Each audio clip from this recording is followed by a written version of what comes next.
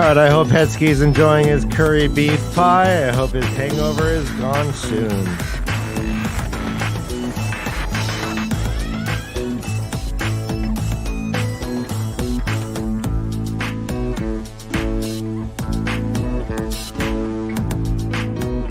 Hold on to your hats and glasses. We have 2 minutes and 45 seconds left.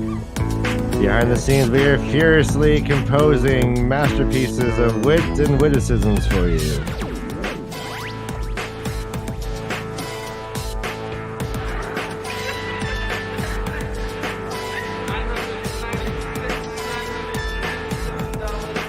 Just a heads up, tonight's episode will not feature any first-time readers. That is true. This will be a first-time readerless, first-time readers show. You'll just be seeing the faces of Rob, Dan, and Ryan.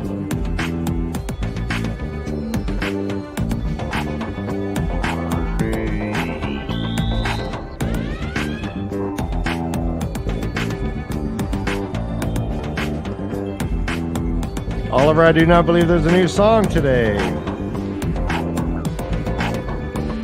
But we'll see. There might be some improvisational rapping going on. We have a lot of time to fill. I know. What a horrible, horrible feeling to hear that there's no D. No Todd.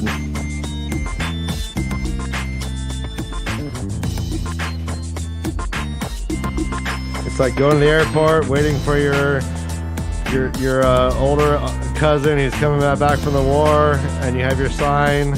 And you're sitting there, and as all the people are emptying out of the plane, the last person empties out of the plane, and your cousin's not there, and you learn that he dies in the war. That's what it's like. That got dark. I miss Todd. What the fuck? Right? I know. Right? No Todd. Todd should feel really bad about this. I think Todd might be watching right now. Let's all make Todd feel really, really bad about this. All right, 45 seconds left, everyone. I hope everyone should run to the bathroom and go pee.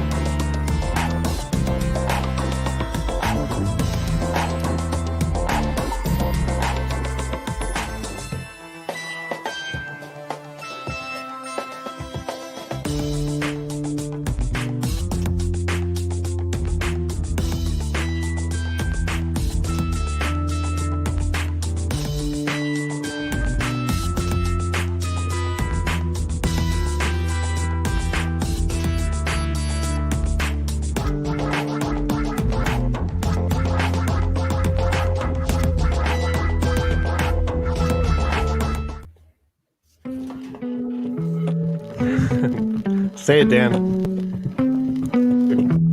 Let's go, man. Oh, yeah.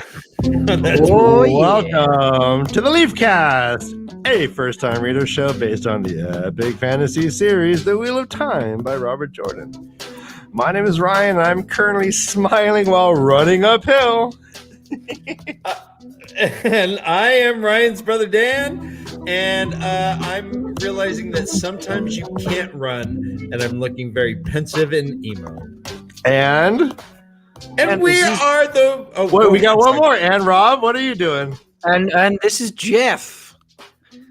Just bobbing around because ain't got shit else to do, bro. And we are the LeafCast. We're LeafCast, and this is the way to live. This is episode 20... Mother effing 8, episode 28. Oh, wow, that's like 4 touchdowns.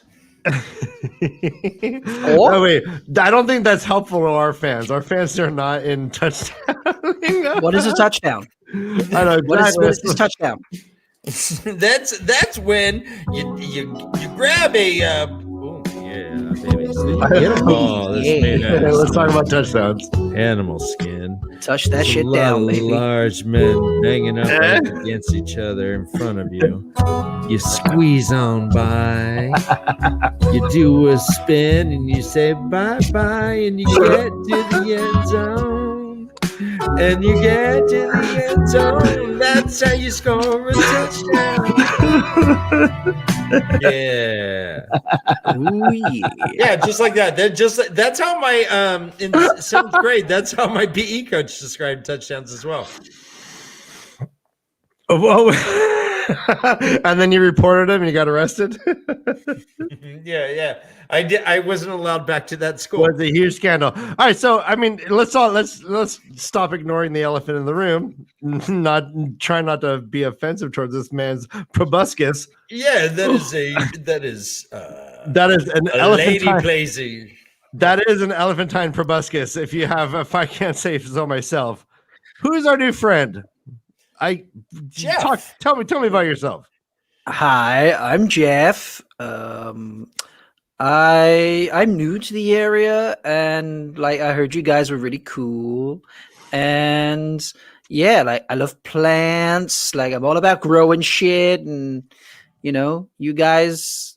I thought you guys could show me around. Like I hear you talk about this book shit all the time, and I'm like, I should probably learn to fucking read, man.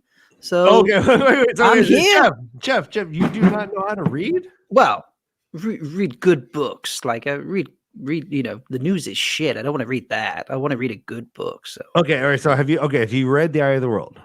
I have read The Eye of the World. Okay, have you read The Great Hunt up to from between chapters 10 and 12?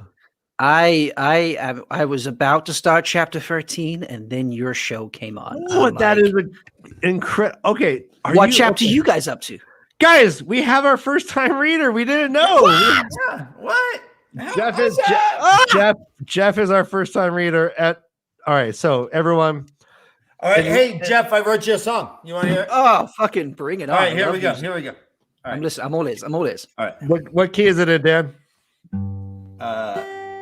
That's my favorite key. G, C, A minor, G. Oh yeah, my favorite. All right, so okay. We have a new friend. He's friends with the chef. He thinks our show is deaf. He likes to plant and fuck around. Everyone make a sound for Jeff. Oh, I fucking love that, man. Thank you so much.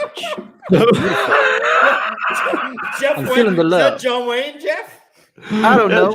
All right, so Jeff, don't throw shade in my voice. well, no, I'm not going to throw shade. I'm just concerned you're going to be able to maintain that voice for 2 hours, Jeff.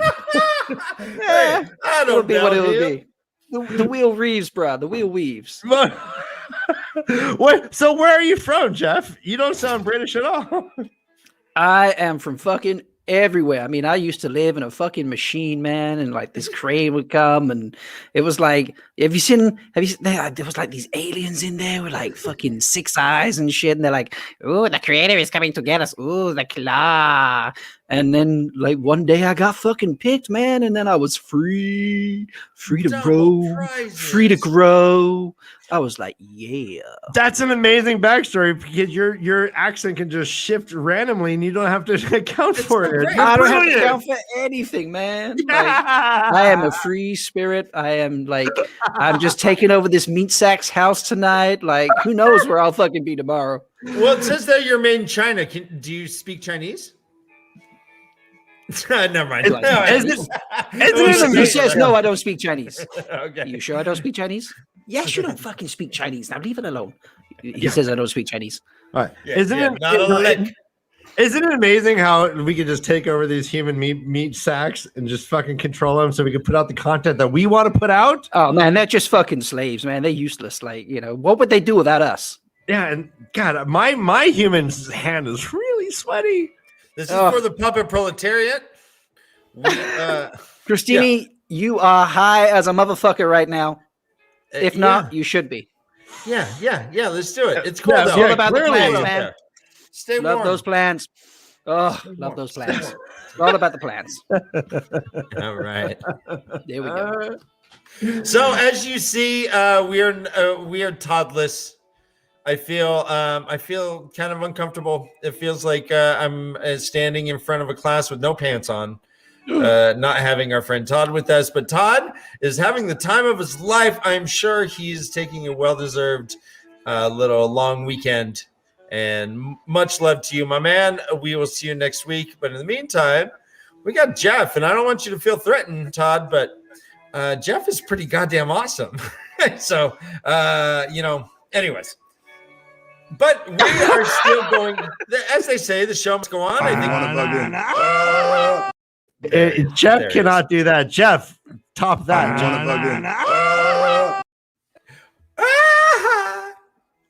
It's my butt, bitches. That's my butt. Let's check out my butt, bitches. Woo! Oh, you got a little toilet paper or something. Yeah, or you?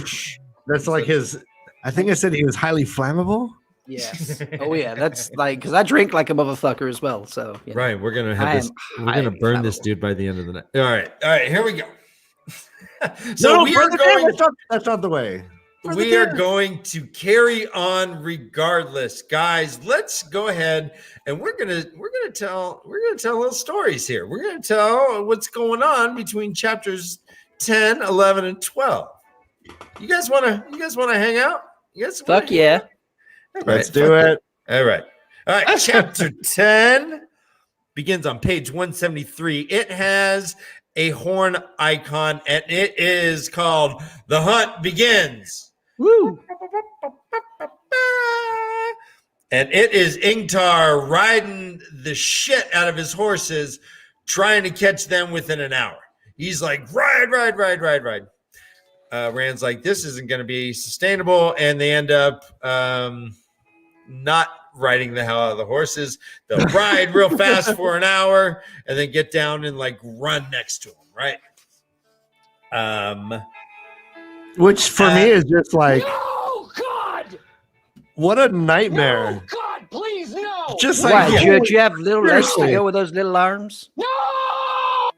I think I'd be cheating. I think I'd be like pretending to run, but really I'd have like one foot in a saddle, and I'd be kind of like when you do like a like the grocery cart, and you just lay over the back of the horse. Like, I'm just a sack. Yeah. When people That's something else. Sorry. When people would say I went running today, I'm like, who's chasing you? Running from what? Yeah, what happened? A fire? When you steal someone's house, so you can do a puppet show, you know. If you're anti-health and you're anti-exercise, join the way to leave. Give us Dan, assume the pose. Oh yes. All right. Oh, look at little Jeff down there, peeking down there. Your eyes, I didn't realize just how beautiful your blue eyes are. Oh, I have Man, stunning blue eyes, man. They're like a sea after a storm. I get all the chicks, man. Hey, you get a lot of puppet? Oh, I get a lot of puppet. Like slip me that, just slip me that felt, baby. Like, ooh, smooth. Wait, it's not felt until you cop a feel, right? Oh, fuck yes. Until then, it's like I'm not made of felt. I'm made of feel. What base is that in puppet? Is that first base when you're just over? Is that over the clothes touching felt? Well, yeah, my clothes aren't made of felt, so you know it's. It's going to be second base at least. Second base. All right, this is under the clothes. All right, nice. I had felt pants, but that's not a material I'm wearing right now. If you get what I mean. Bow, bow, bow. All right, Ingtar is determined as fuck, though. He's like, we will find them. He's staring at the sky. Duh, we will find them. The Amarillo gave me this dictate. We're going to find them. All right, Brother Dan, I'm sorry. This is slanderous accusations. Rainbow saying you do not have any pants on, Brother Dan. All right. You fucking legs right here. Look, see? Black all the fucking way. You're all legs, actually. Like a fucking onesie. I think you're like 2-to-1 leg to body ratio going on. Oh, look at those legs. Are you just jealous of how big my legs are? Is that what it is? No, it's not the legs. It's the pants. Of course I'm wearing pants. I take this show seriously. I mean, I wear a fucking scarf, man. I got a fucking scarf on. He's got a scarf. Look, I'm offended. Just because I don't have any legs right now is just I don't need to be pointed out and to, like if like scans looked askance upon. Sorry, Ryan. sorry. Legs take up on. Okay, let's look. At my Legs are background. overrated, Ryan, man. Ryan. Now that I'm going solo bolo, look at my background. Look at I have a nice. That's Django Reinhardt over there. Ooh, hi, Django. And that's an art what my piece. dog's named after. That's an art piece that shows the 3 moods of a puppet. That cup right there, I don't know what that's about. That looks like a weird cup, man. There's my companion book, which I've only actually read the companion. I won't read the actual books. And yeah, all these books right here are all about mind control. How to control a meat sack, I suppose. Nice reading. I like it. Ryan, are you being legless like that? Legolas? Is he taking the puppets to Isengard? To Isengard? Did you call me Legolas? Sorry. I just heard Legolas and I couldn't resist. So Sorry. do you wear like those cool gloves that are like fingerless that like kind of that you can like walk around on your hands? Ryan, if I saw you on the street, I'd give you $1 for sure. Are you saying? Are you Having saying- no legs well, must Ryan, here, suck. Look, What? Oh, the basis for puppets. So Ryan's pretty adorable. There you go, all right, Ryan. all right. So I'm more flexible without legs. Just think about that for one. Yes. Do you need to be flexible? All right, so Brother Dan, you think when I'm not live streaming, I'm on a little rolly sack, like going around town asking for money? Yeah, kinda.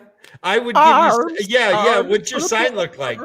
All right. So now we all now understand why my hands are big and puffy because I'm constantly using them to roll myself. Well, what's funny is your arms aren't long enough to reach the ground.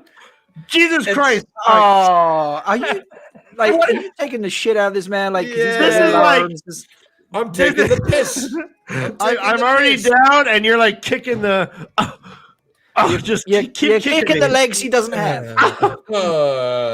Burn, baby. Well, I suppose if I'm having a we're, hard time taking you seriously, Rob. You look let's- like you have a huge face boner. Well, Yeah, the I'm big having a huge good face. time, but let's get back to kicking you while you're down, like with those little legs you got.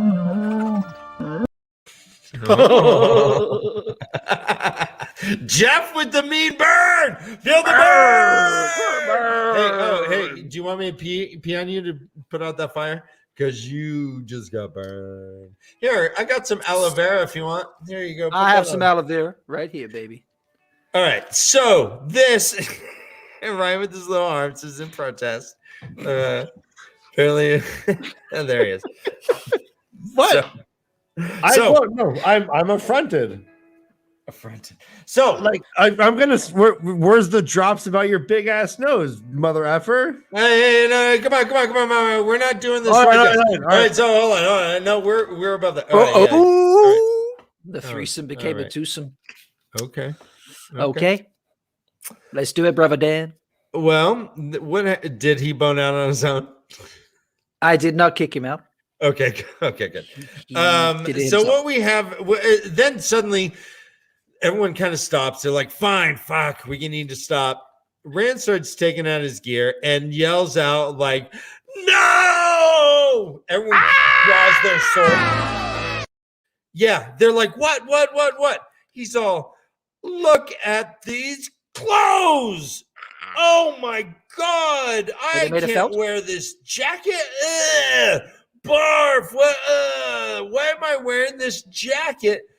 And Ingtar's that's why you yelled. I thought there was maybe a Trolloc, but okay, yeah, they're fine coats. Yeah, we'll have a feast and you'll be all dressed for it. Haha, prissy boy.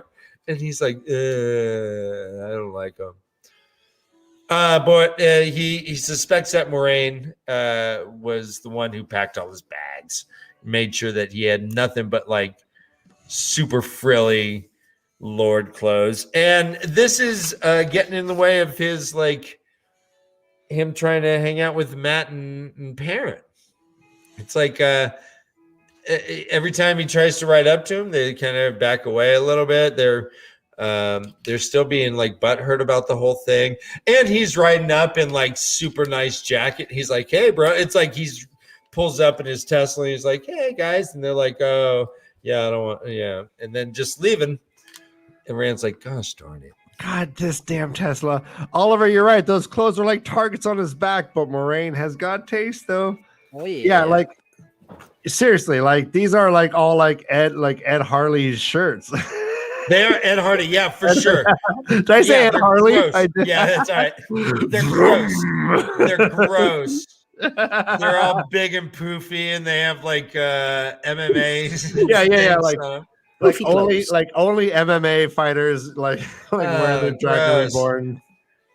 And he looked through his bag. He's like, "Oh, I got Oakley glasses. Damn it! Another fucking Oakleys. He goes through again. He's like, "Oh man, what is? Oh, gross! What are these shoes?" So he's all offended. He like to the point where the camp's like, "What the fuck? What the fuck? What happened?" He's like, "Oh, these clothes." Oh, man. Hey, I feel Dan, like he whines too much here. brother Dan, read this comment from Oliver. Tesla.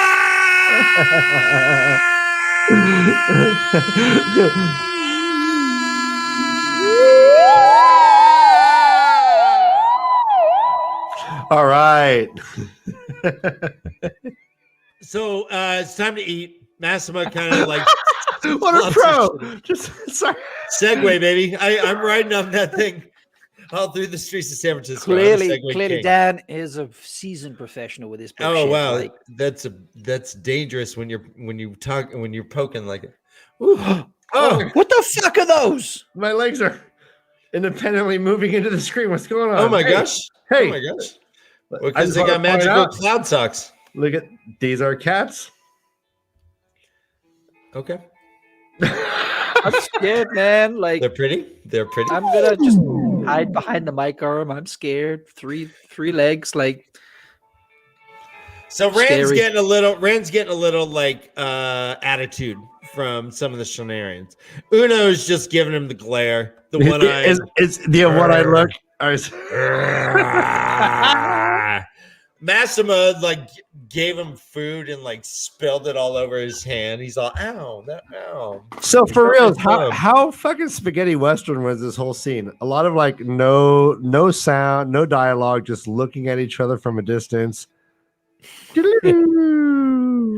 was like, yeah, is this like the bad intro to a cowboy TV show right now? Like,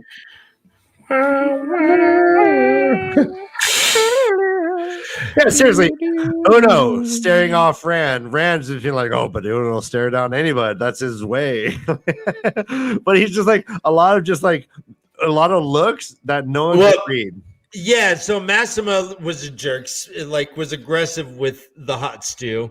Are Rand's these like the "Ow, male my thumb." Ace of Dice? These guys are like male Ace of Dice. You can't read the Ace of Dice faces, but you can't read a Shinarian's face.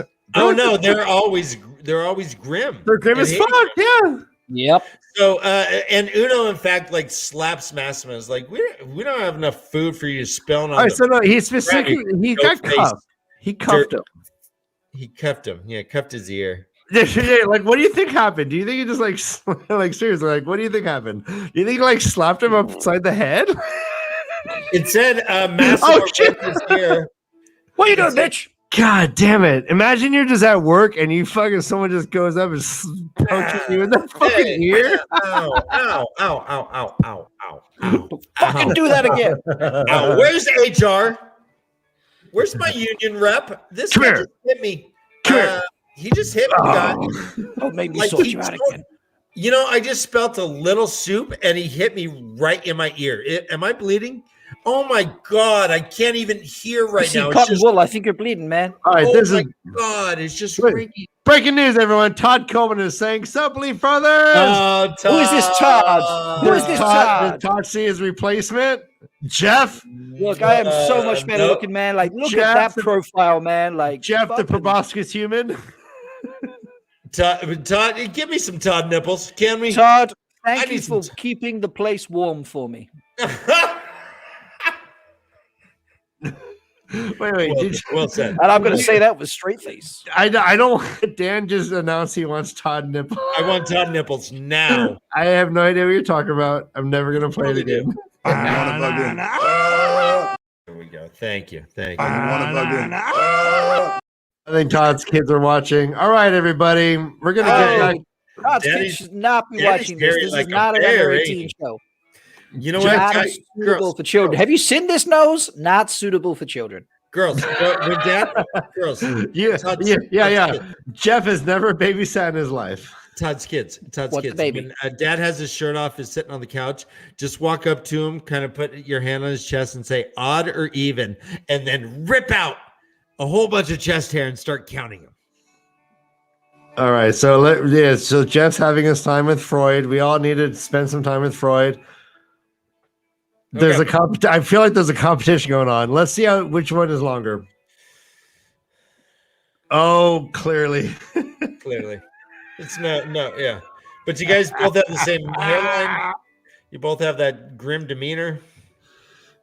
No, don't end it now. All right. All right. So Okay, we're back. Let's go. Freud only deals with endings. Let's just go. I'm determined. All right. So Rand is like, well, what the fuck? These guys are jerks. Massima hates me. Uno hates me. And he's like, well, Uno's probably just wondering, sizing you up. You have a hair and mark blade.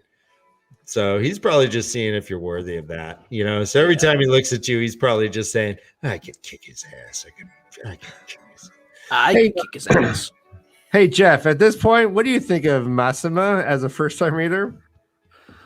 Like, he gets a shitty deal, man. Like, he spills soup, he gets smacked around the head. Like, all right, he's got to think about these. What was it, Aiel or some shit? Like Aiel served for 3 years. Yes. Yeah, he's got like a hard on for the Aiel, but other than that, he seems all right, man. Are we seeing what Ewan from Two Rivers will turn into?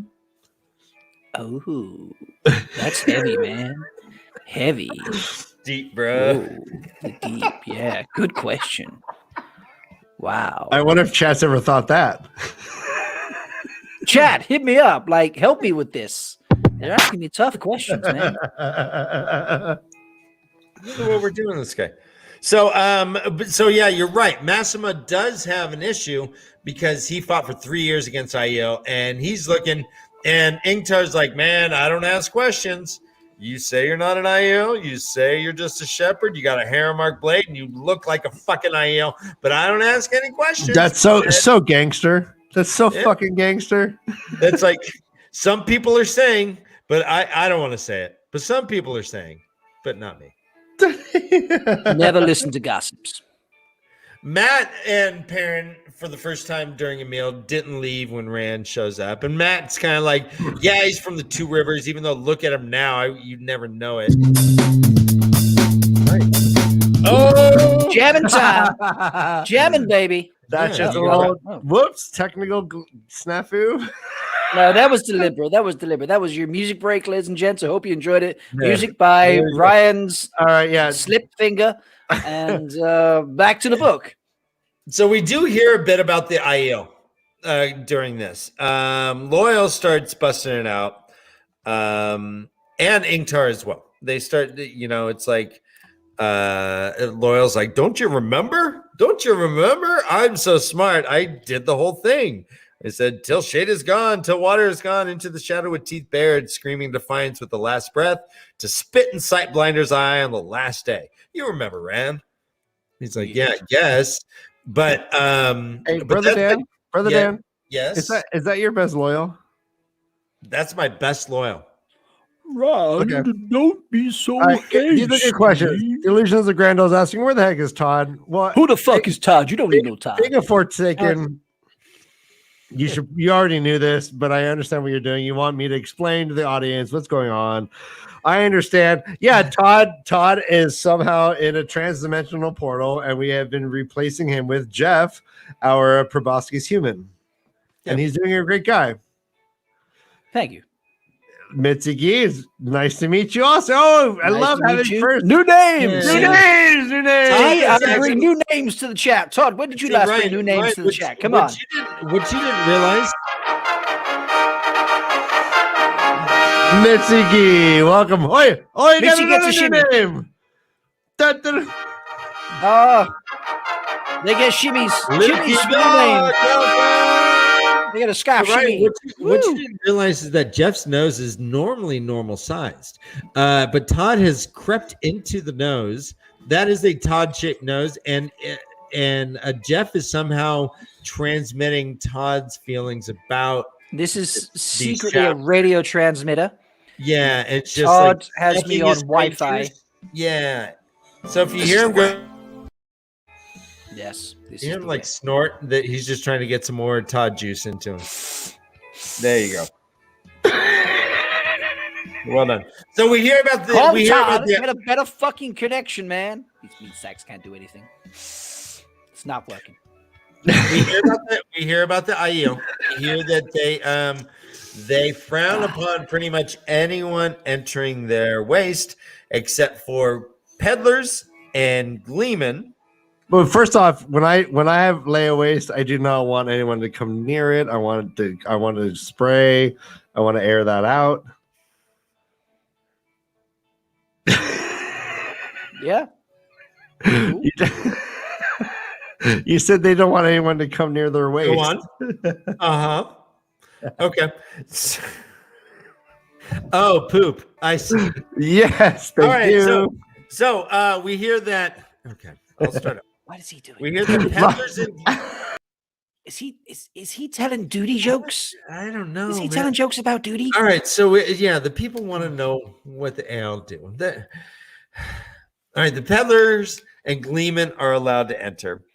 Also, the traveling people known as tinkers or the tuathon, and they do not see Ogier as enemies either. But Ogier don't want to be in the waste because it's dumpy. But there are certain people that they do not consider enemies, but pretty much anyone else. If you're not one of those categories, then you, Ryan, you have a question? No, I'm hitting this. No, I'm sorry. Go on. Oh, you were just stretching. No. Yes. No, I'm fuck this fucker. No, fuck. He's trying to take my spot, brother. Dan, you don't see this? You don't see how he's buttering you up? He's trying to fucking take my spot.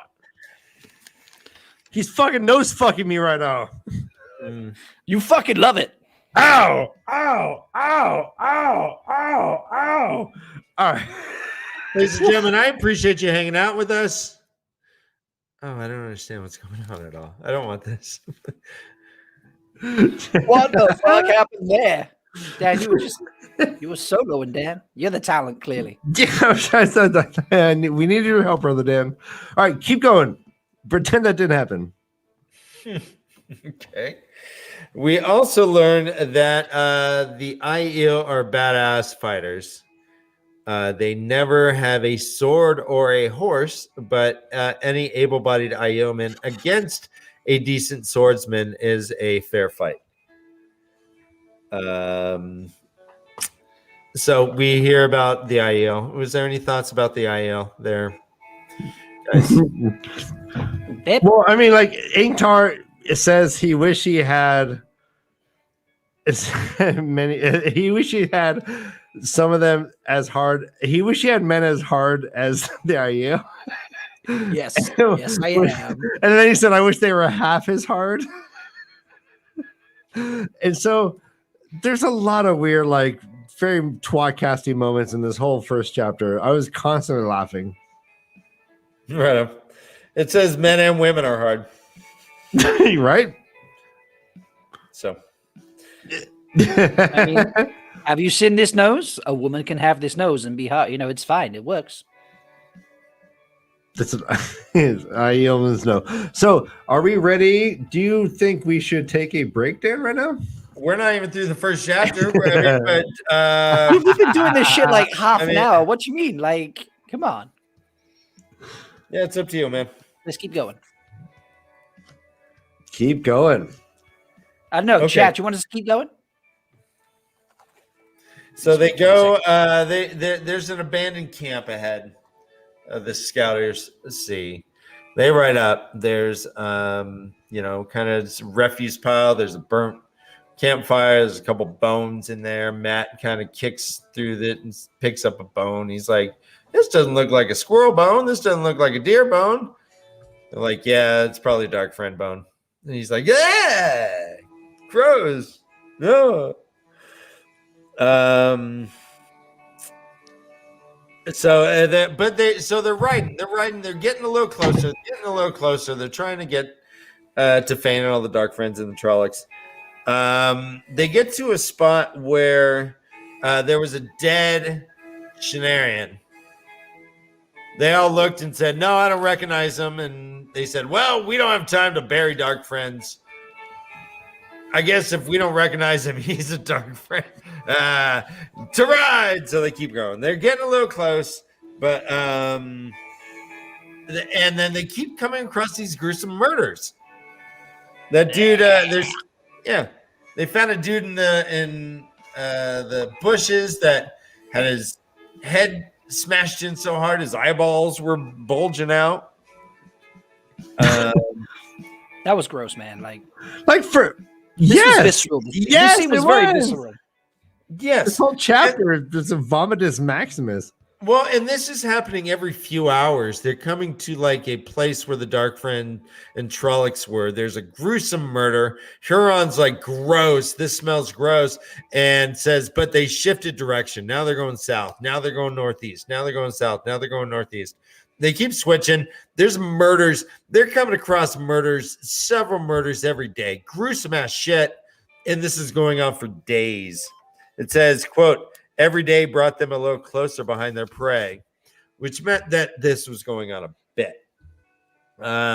They dare not try to cut across because, well, what if they don't cut back south? What if they just keep going northeast to the Blight? Then we'll never get the horn and the dagger. So they keep following. He's pretty fanatical. Ingtar's pretty fanatical. Even Uno's like, dude, chill out. You're getting pretty nutty here. And then they get to the river Aranon. There's a village on this side, a small little village where a ferry is normally set up. But the ferry's on the other side. There's no one in this village that they see. Ingtar's like, where are we? Or Uno's like, I flaming checked every flaming goat bloody house. There ain't no flaming goat. Oh shit, there's a woman. Hey, ma'am, I need to ask you a few questions. Oh wait, she's not. Okay, sorry. He saw a woman in a window, but he does not find her. He's like, God damn it, she wasn't there. Matt's like, jumping up curtains. Uno's gave him the one-eyed glare. Funny thing, Uno actually has two eyes, but this was before like really optometry was a science, and so to correct a lazy or crossed eye, you would sometimes put a patch over it to help strengthen. Yeah. So my meat sack patch. The hand patch. The hand patch. Yep. So if you take that patch off, he kind of looks like Marty Feldman. There's another eye, but it's pointing way the other direction. Tree can confirm, yes. Oh, yeah. Emerald Sedai is wondering what's happening to you. Yeah, I feel like he got accosted real fast. And did you give him some money and he left? What happened? You need to pay me, bitch. Wait. So Chansley's saying Uno had an accident with a mystical cat. I think is that the mystical cat from the Wine Spring Inn? Scratch? Oh, that's yes. Cat scratch fever. Wow. All right. So Huron is like, yeah, this smells weird. I've never smelled anything like it. Yeah, I guess there was killing, but there's some funky shit. There's some funky shit going down. This is weird, man. They find so they send Messina and Ragan across to get the ferry, bring it back so they can go over. But they're like, check to make sure it's not an ambush. They come back. They're like, yeah, no ambush, but there's some dodgy shit 50 yards past that stone oak. I can't talk about it. He's like, okay, no sweat. Let's just get on our ferry and go across. I'll go check it out. Okay, I'll go across. There are And Rand thought it was scarecrows at first, but it was two men, Cheng Yu and the other guard who Rand never knew his name. Oh, Nadao, yeah. I don't know. Nadal? Yeah, Nadal. There we go. They were skinned alive. Everyone was barf, barf, barf. But Ingtar kind of changes his ways a little bit. He's like, well, I know those guys. They helped save Lord Algamar at the Gap. I don't know if they were dark friends. You guys know for sure. I mean, can we give them a trial? Are they dark friends? No. All right. Give them the burial. We learned about their embrace of the mother.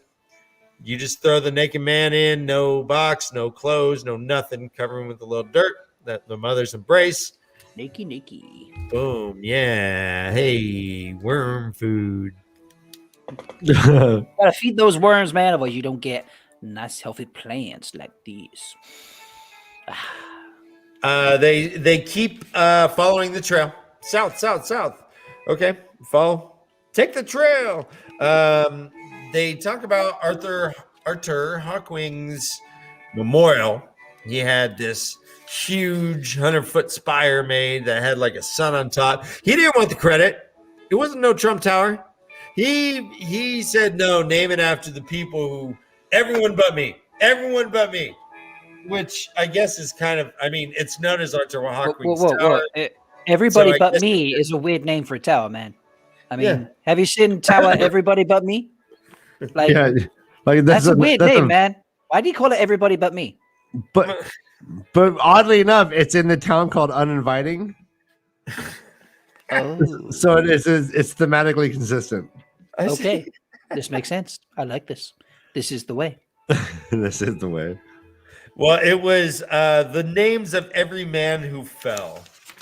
But, I mean, we all know it as Arthur Hawkwing's Tower, so, I mean, I guess notoriety stands, whatever. What about like people who... Their names. Do you think like the people who kind of stumbled, but then like were able to like regain their balance and didn't fall? Were they...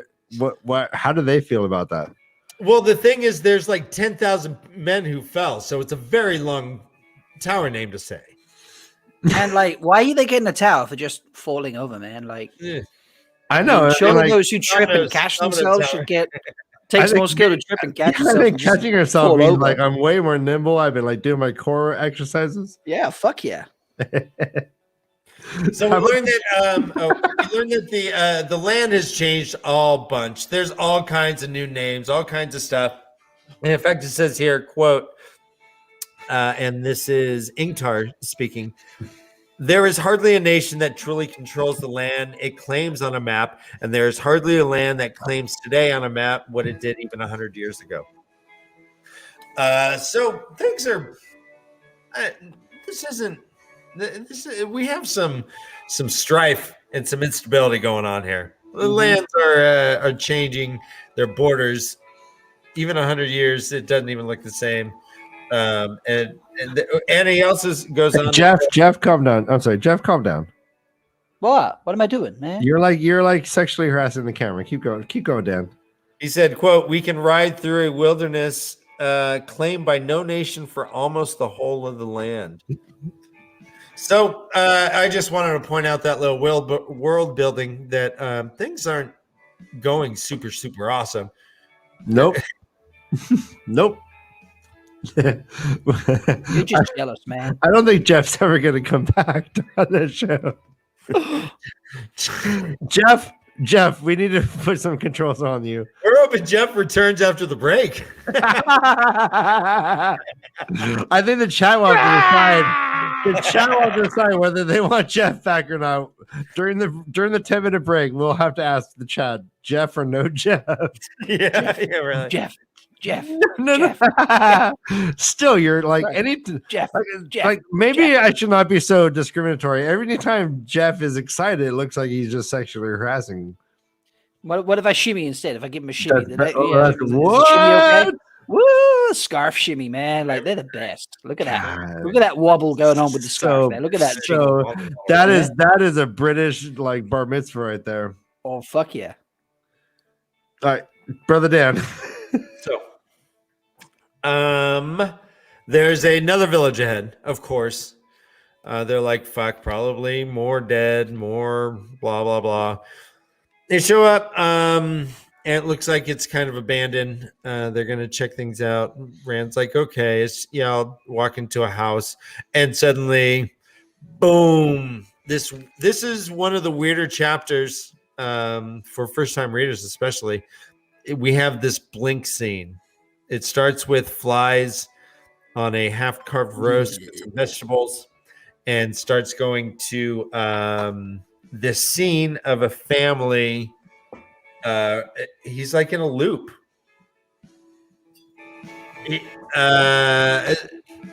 Ryan, talk to me Yes. about that, actually. Well, I mean, like, this reminds me of the movie Memento, but I understand, like, this is not Memento, obviously. So, yeah, he's seeing, like, several, I guess, versions of reality that might have possibly happened or did happen.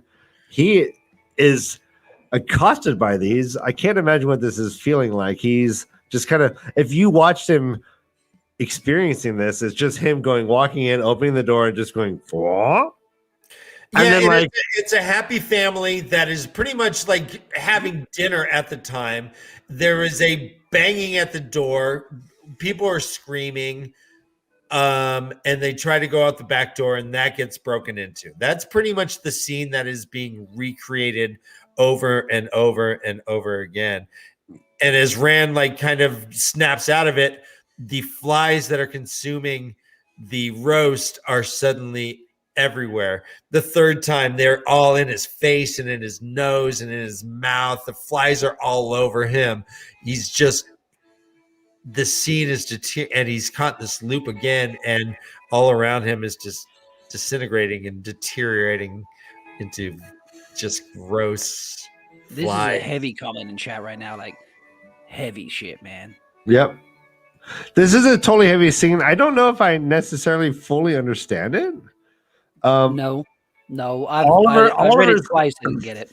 Oliver is claiming that I do believe there's some sort of puzzle to do with the flies and how there's a change in the kind of like what the kids are wearing or something. So, like, if anyone wants to give me some clues without doing spoilers in the chat, I want to hear them. I know there's something going on that is kind of will unlock this Rubik's Cube, but I don't know it yet for sure.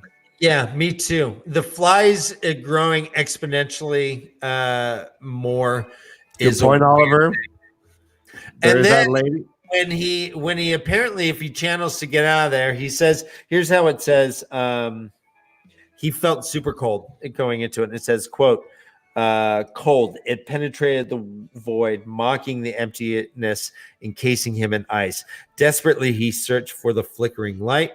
His stomach twisted, but the light was warm, hot. He was hot. Suddenly, he was tearing at something. He did not know what or how. Cobwebs made of steel, moonbeams carved from stone. And that's how and then suddenly he comes to, and there's a few dead flies on the table. There's like 6 on the roast and 6 in the vegetables or something, and that's it. And he's like fucking rattled. He goes outside, and Matt's like, yeah, it seems like everyone just left. And it's coming out of a different house. He's like, whoa, I guess you didn't have the same thing I did. I have Oh. to agree with Danny here. I think it's a magic trap, man. Like heavy. Talking about a heavy magic trap, we have a dead fade, guys. This is a gruesome find. There's a call from the square. They all jog up. Rand goes there, and it looks like there's a man hung in there, but then he's like, oh, that ain't no man.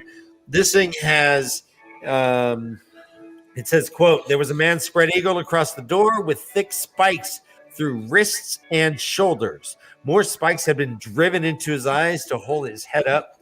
Dark, dried blood made fans down his cheeks. Scuff marks on the wood behind his boots showed that he had been alive when it was done. When it began, anyway. What? Nope. Yeah. Too much. Yeah. Nope. And they're like Ingtar, you're the badass asses of all badasses. What can do that? And he's like, beats me. I've never seen that shit before. Woo! Scary there are shit. no flies. The flies avoid the fade. All carrion. We learn later that the crows avoid it as well. Gross. But the trail's still heading south, so they go south, and that's where the chapter ends. Whew. Crazy. I finally Fucked can up breathe. chapter, man. Like this chapter, I just like every page was just like, and then like we go north, and then it's, and we go south, and then it's, and we go north, and it just kept going. And Seriously, and, can like, you imagine just the gruesome trail? The Yeah. gruesome trail that these people are following. They're just going from like little campsite to little campsite where there is inevitably a murder or two or Mhm. whatever. And they are not like, I guess they ate that one dark friend. There wasn't that much of a deal, but everywhere else, there were people that had their head bashed in so their eyeballs bulged out or skinned alive and hung from a tree. Curran's What? walking in and just being like, You smell that, Bill? Smells like someone died. Yeah. That's got to be a pretty gross trip for him too. He's like, yeah, we're getting close. I'm smelling some nasty murder. yes, he is. This poor guy. Like, this is shitty life, isn't it? You know, he's just there and he's just like sniffing away and then not liking it. And it's like, oh, no, thank you. Like, dude got a bad deal, man. So He they're really did. they start talking about the mirror draw. Who the fuck could have nailed that to a door? This is going through chapter 11 now. They and Uno had seen a woman, the same woman apparently, in the village ahead of him. And Rand's like, well, that's impossible. There wasn't a woman there, and how could it be the same one? Duh. But he's like, I flame and tell you, goat flaming flame head. Kissing, flaming, tralloc, kissing, flaming, goat. He had a thing for goats. He likes goats.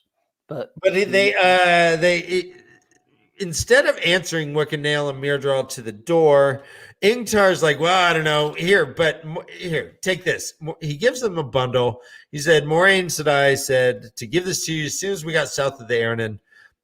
She said, quote, she said to tell you to take care of it. Your life may depend on it.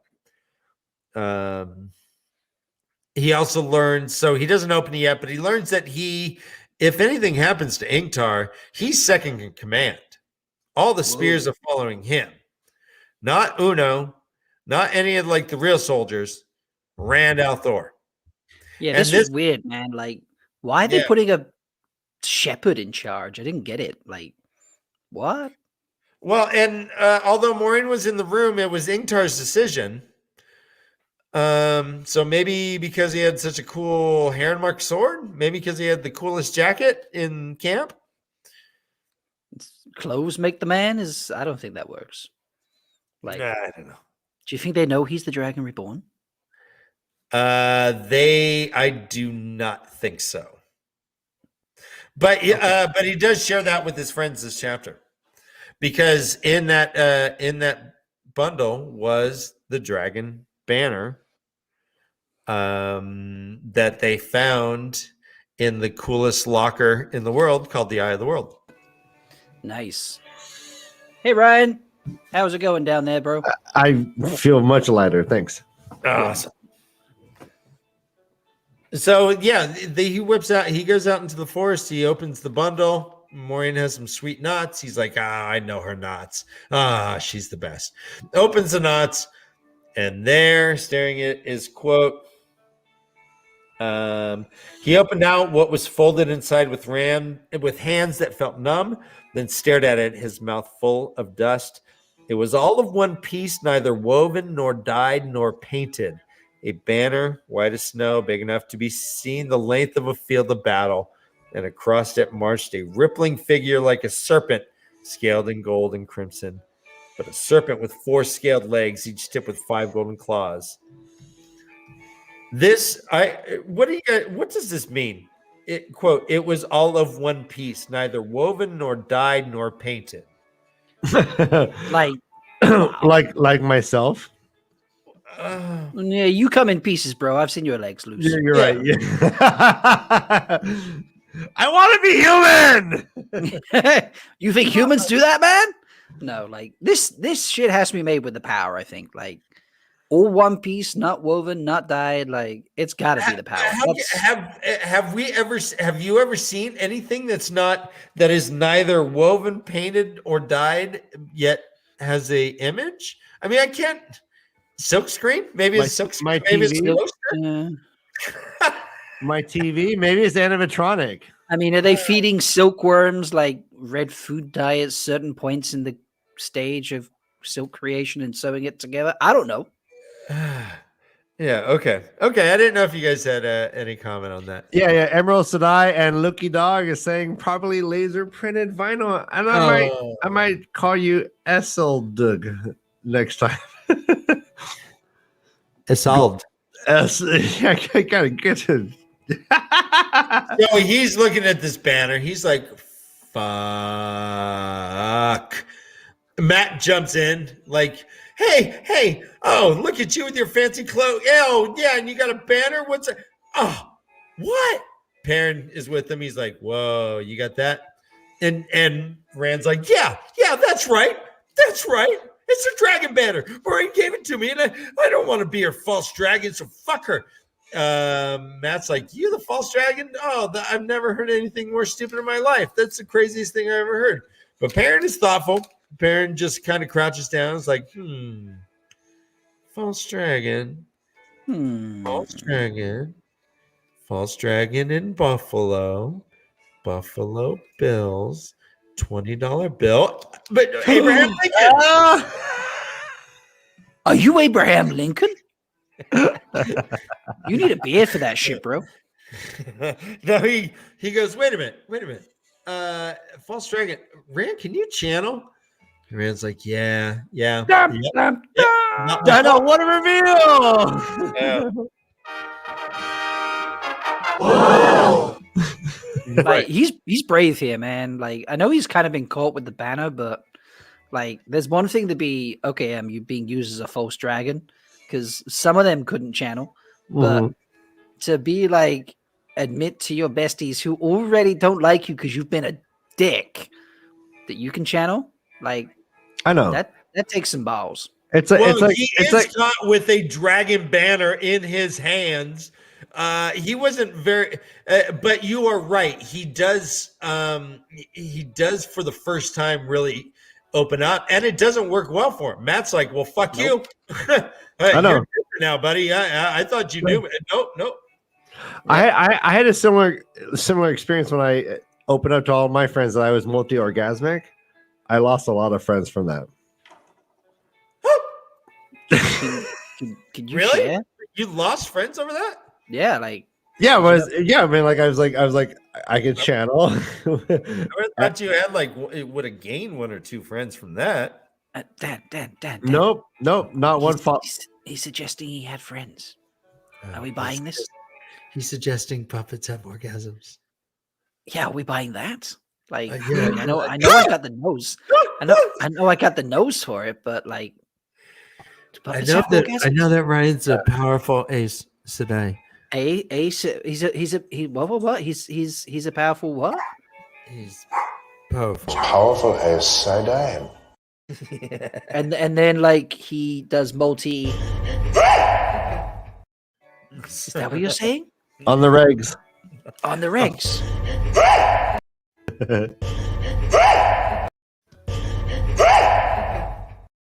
Like that. Yeah. And then Ryan gave me a banner that says multi-orgasm, and all my friends are mocking me. It's crazy.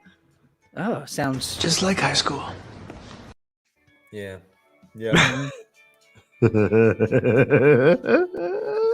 So Rand reacts as you would imagine Matt reacts the way you would expect Matt to react. Matt's like, you are gross. What?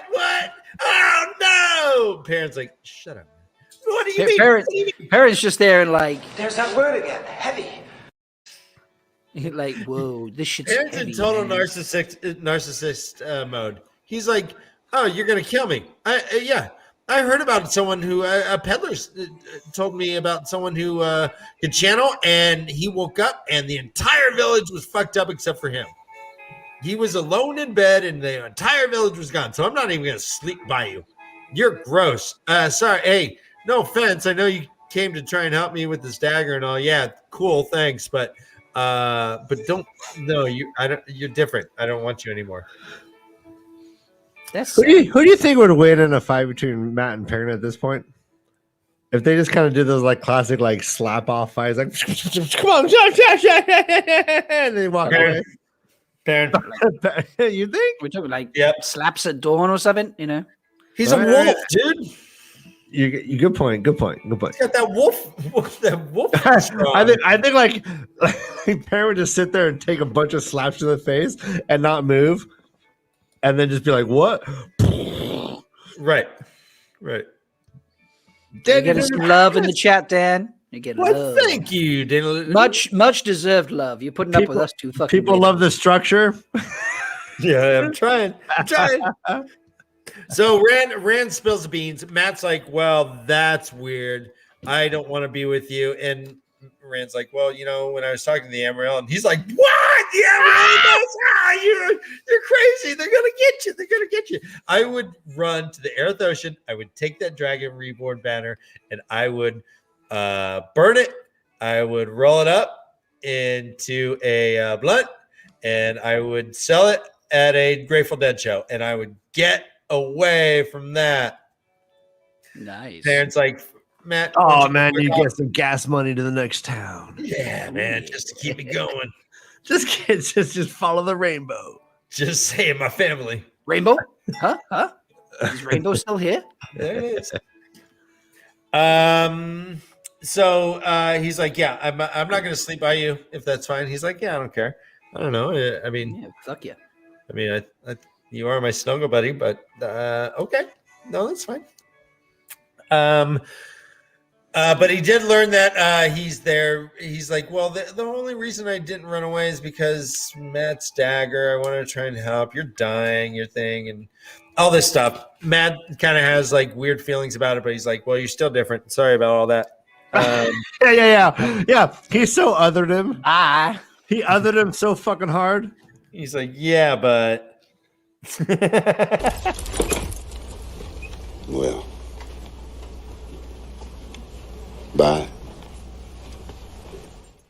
Aww. Perrin backs Matt up and says, "Yeah, I don't know if that banner's really going to do you any favors.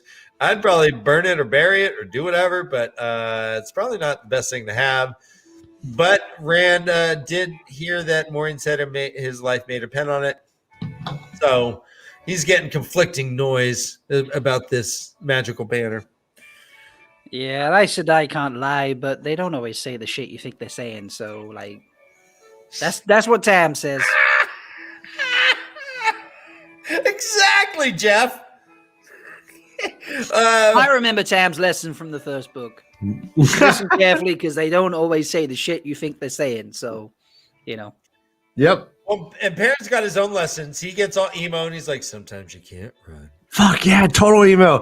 Like that whatever Parent says is a lyric to like at least 10 songs. Sometimes you can't run. Rand, Perrin leaves. Rand kind of has a little soliloquy to himself and kind of goes, "Maybe I'm talking to myself. Maybe I am going mad already. Oh, that's weird. Let's make fun of my impending mental illness, huh?" Loyal. So he walks into like where they're all gonna camp. Matt and Perrin are snuggling up over there, and he's like, "Well, I can't snuggle with them. I'll just go to my furry friend." He snuggles with Loyal. Hurin is there too. He's like, "Yeah, you mind if I hang out with you guys too? It's dark over there. Snuggles. It's cold." And Loyal's all, "There's plenty of Loyal for everyone." Ooh, I got a snuggle, baby. It's all about the snuggles. Hey, I got my little snuggle friend. Jeffrey's my snuggle friend. This is my snuggle buddy. What's Red. what's your snuggle friend's name? Red? Red. Yep. Like he's an easygoing guy. Red. Yep. He has embraced Is his it- name. Is his middle name Rod?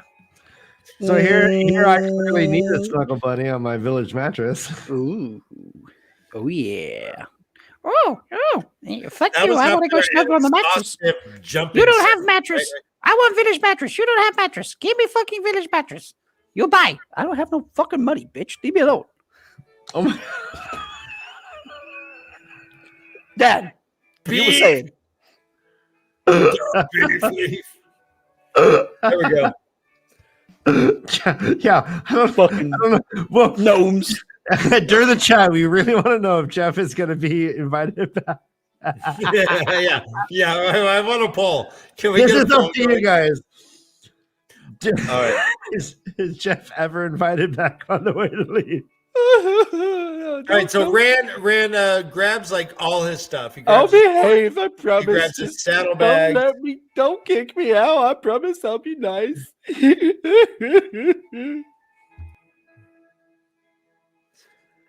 Go on. I think he had a breakdown. So Rand grabs all his stuff, pretty much his saddlebags. He has like food for days. He has a few clothes in there. Grabs his horse. They all buckle it around. Loyal's like, "Hey, this is a pretty cool stone. It looks like it was probably bigger and has like weird etchings on it." And Rand's like, "Yeah, that's cool. Let's look at it in the morning. Yeah, that sounds fine." Oh, Jesus. Oh my God. He wasn't ready. I'm sorry. Troll Bad for sex is so fun to watch. that's a different stream. We'll find. Go on.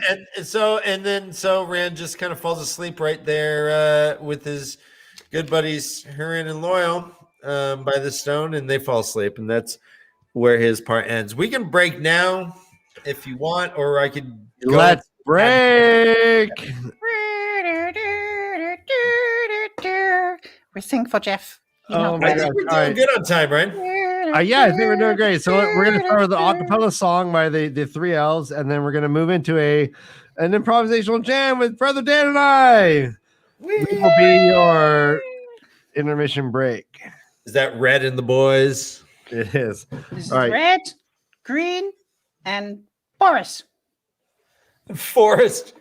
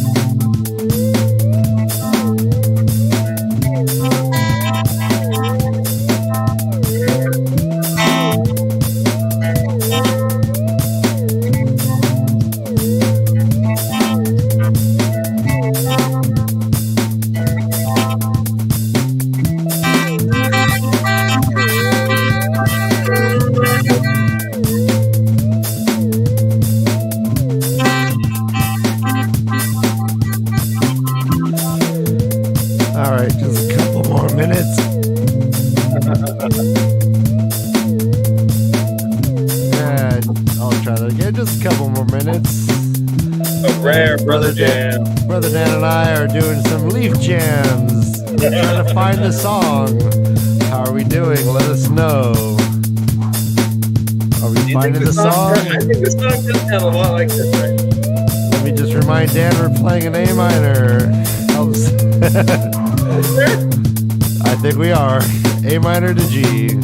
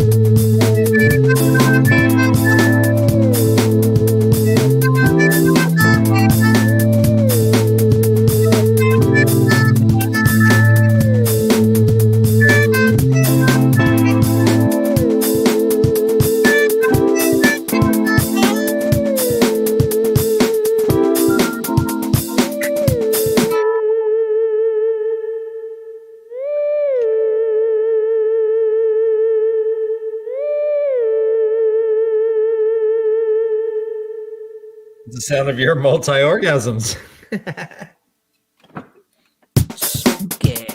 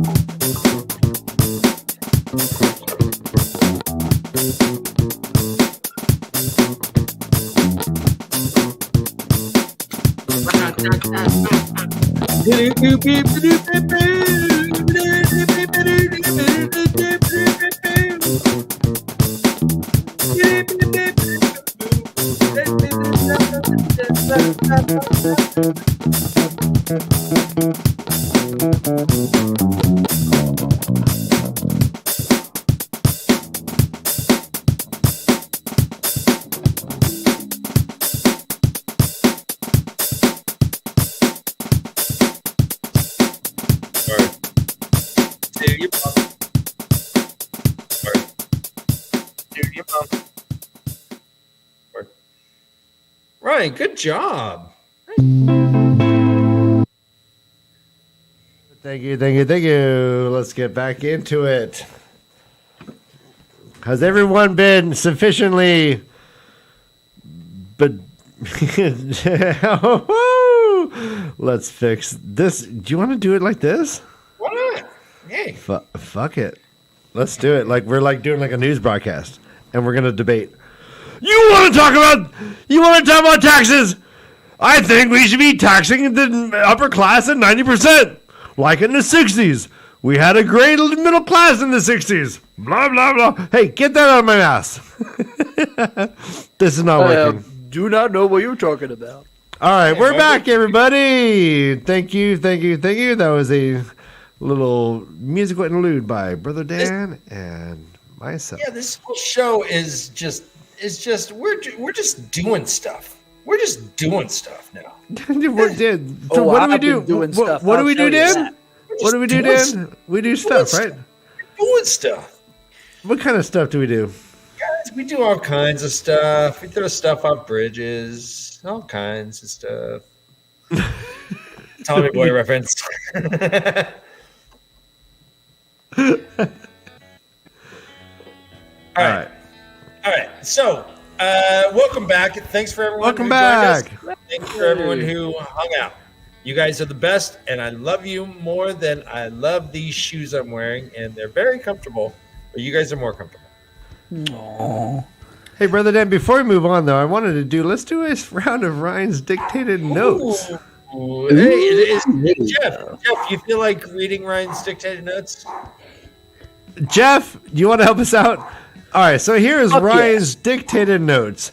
These are, I only really had time to do this chapter. So we did chapter 10, and so let me get that going for you. You had to move it for me, too. Actually, Red wants to read them instead, so Red will read them if you'd like. Oh, sure. Red, I bet you sounds like J.R. Tolkien himself. Yeah. Yeah, cool. Definitely. All right. Nope. Are you seeing this? What do you see? Yep. I see it. It says one note. Yep. All right. Brother Dan, read this first one. No, this is chapter 10's Ryan's dictated notes. All right, I'll read the first one here, Red. Ryan's dictated notes, chapter 4, chapter 10, was it, right? Yep, chapter 10. Got to love the whole let's avoid Rand bit that Karen and Matt were doing. It kind of feels like Rand smells really bad, and they just don't have the balls to tell him that. Karen and Matt, I like that. All right, Rob, let's read the second one. Rob? Who the fuck is Rob? I'm Red. I mean, Jeff, let's read the second one, Jeff. Sorry. I'm Red. You know, I really always used to relate to Laurel, my first. I never thinking Laurel is my man, me, and Laurel big guys love to read when push comes to shove. We'll become violently crazy. And then I got to this part where he's talking about loving to run, and I realized that it's just not working for me.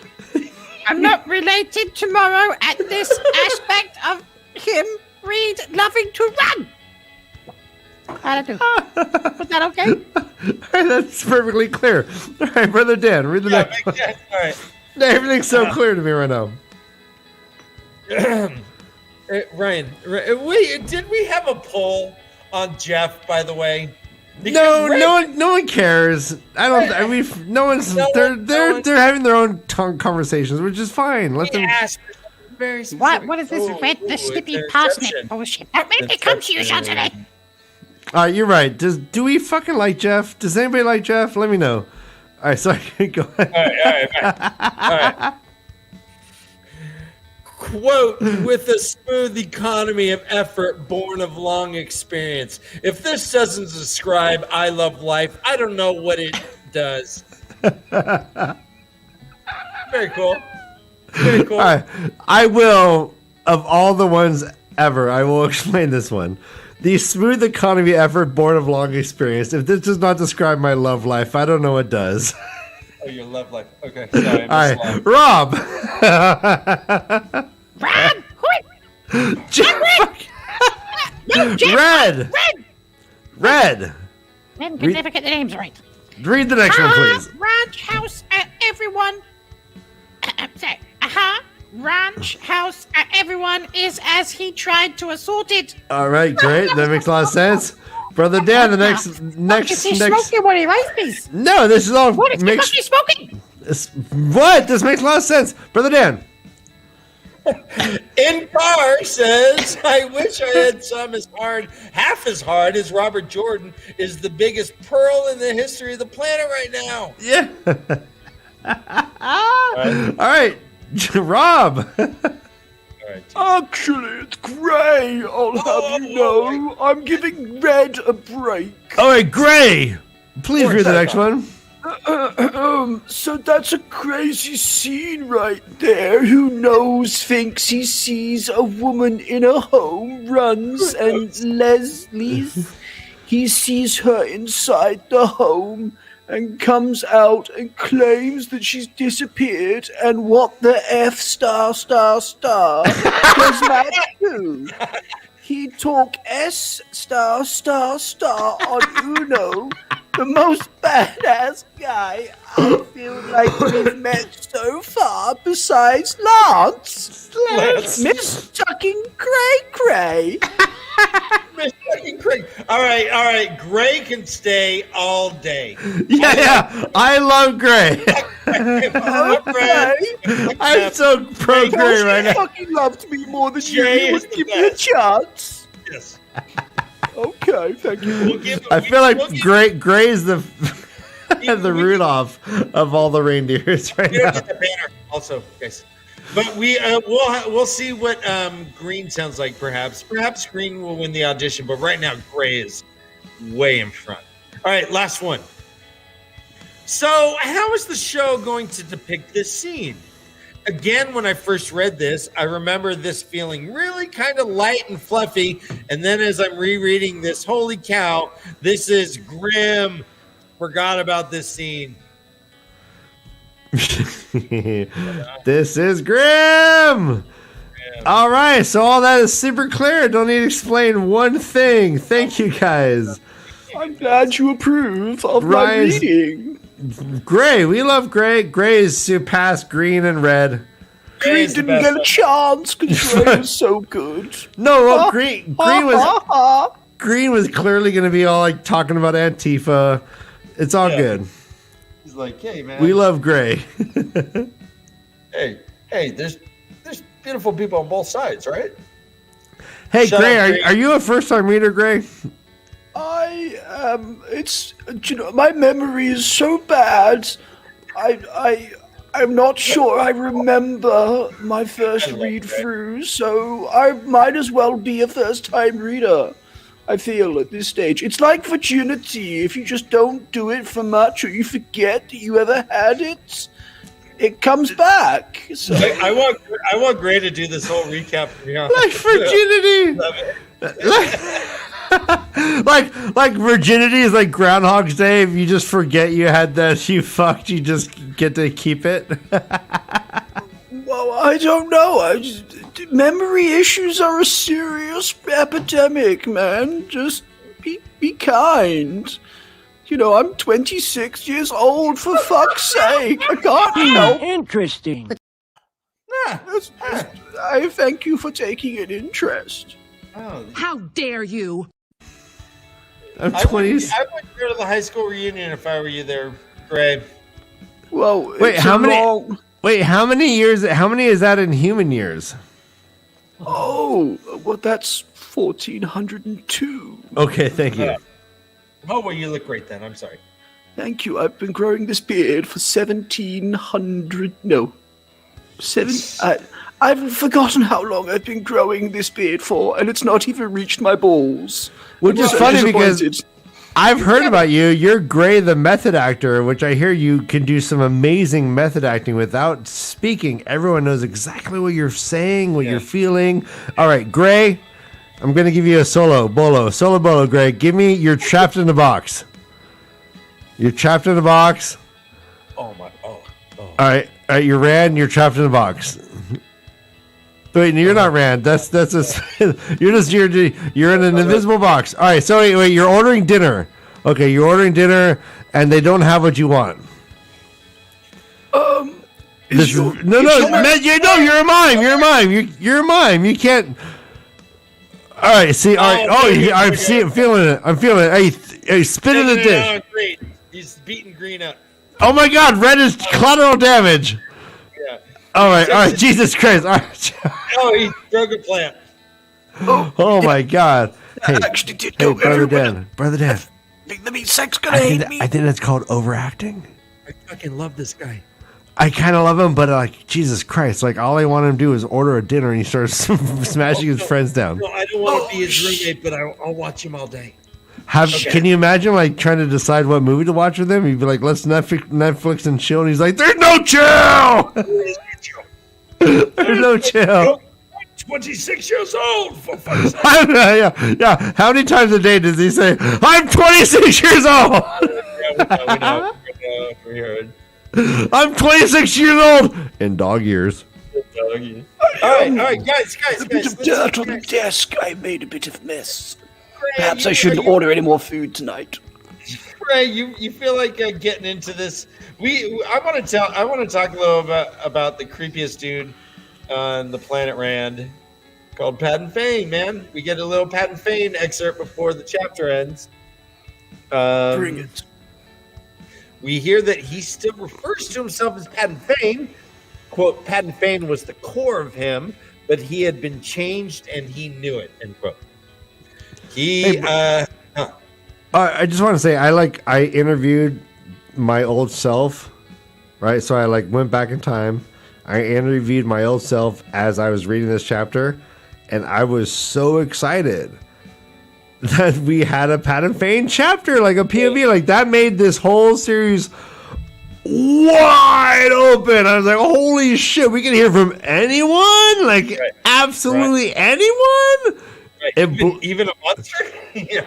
Holy shit. Like, my puppet balls went right up to my chest, and I became one. My chakras aligned, and I became one. No, right. That's the opposite of aligned chakras. Your testicles should stay in place. They should stay distended? Fuck! They should not be up in your throat. Fuck! I learned Sanskrit. All right, go on, Gray. Gray, are your balls just? Bro, that's chakra 101, man. Well, let's see. My balls. I've got one ball. Are they distended? Oh my God! One giant ball. That's hashtag Ohm Life. Hashtag Ohm Life. Nice. Very cool. Did I break him, Brother Dan? Hashtag Ohm Life. Oh, you are right there, Brother Ryan. Have I caused a problem? He seems a little. I love Gray. Discombobulated. I love Gray. There's no black and white. There's only Gray. Once you go Gray, there ain't no other way. Yeah, Jeff can go take a hike. You know what, Gray? I wrote you a song. I get a song. See, Red, you didn't get a fucking song. This is what happens when you're only 22.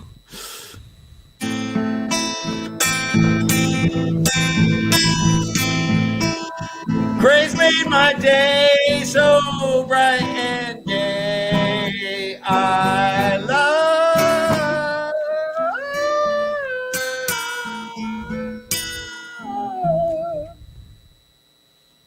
Beautiful. You're not only our new best friend. I love you. Oh, I knew the puppets were such wonderful people. It was weird that I wrote a song for Gray and I didn't even know he was going to pop on. That's really weird. That's are you like Andrew the Barb style? Wow. So good. I'm so the wonders of guys, the wonders of me. This is just how professional you both are, that Ryan can carry on after being broken and having short arms and no legs. And Dan can keep telling a story and just create a song right off the gnome's balls like that. You know it's what? amazing. I wrote a song for Red too. Hold on. Okay, Red, they wrote you a song. Can you bring out Red? Red, come join. Come join, Red. Come join. We'll dance together, Red.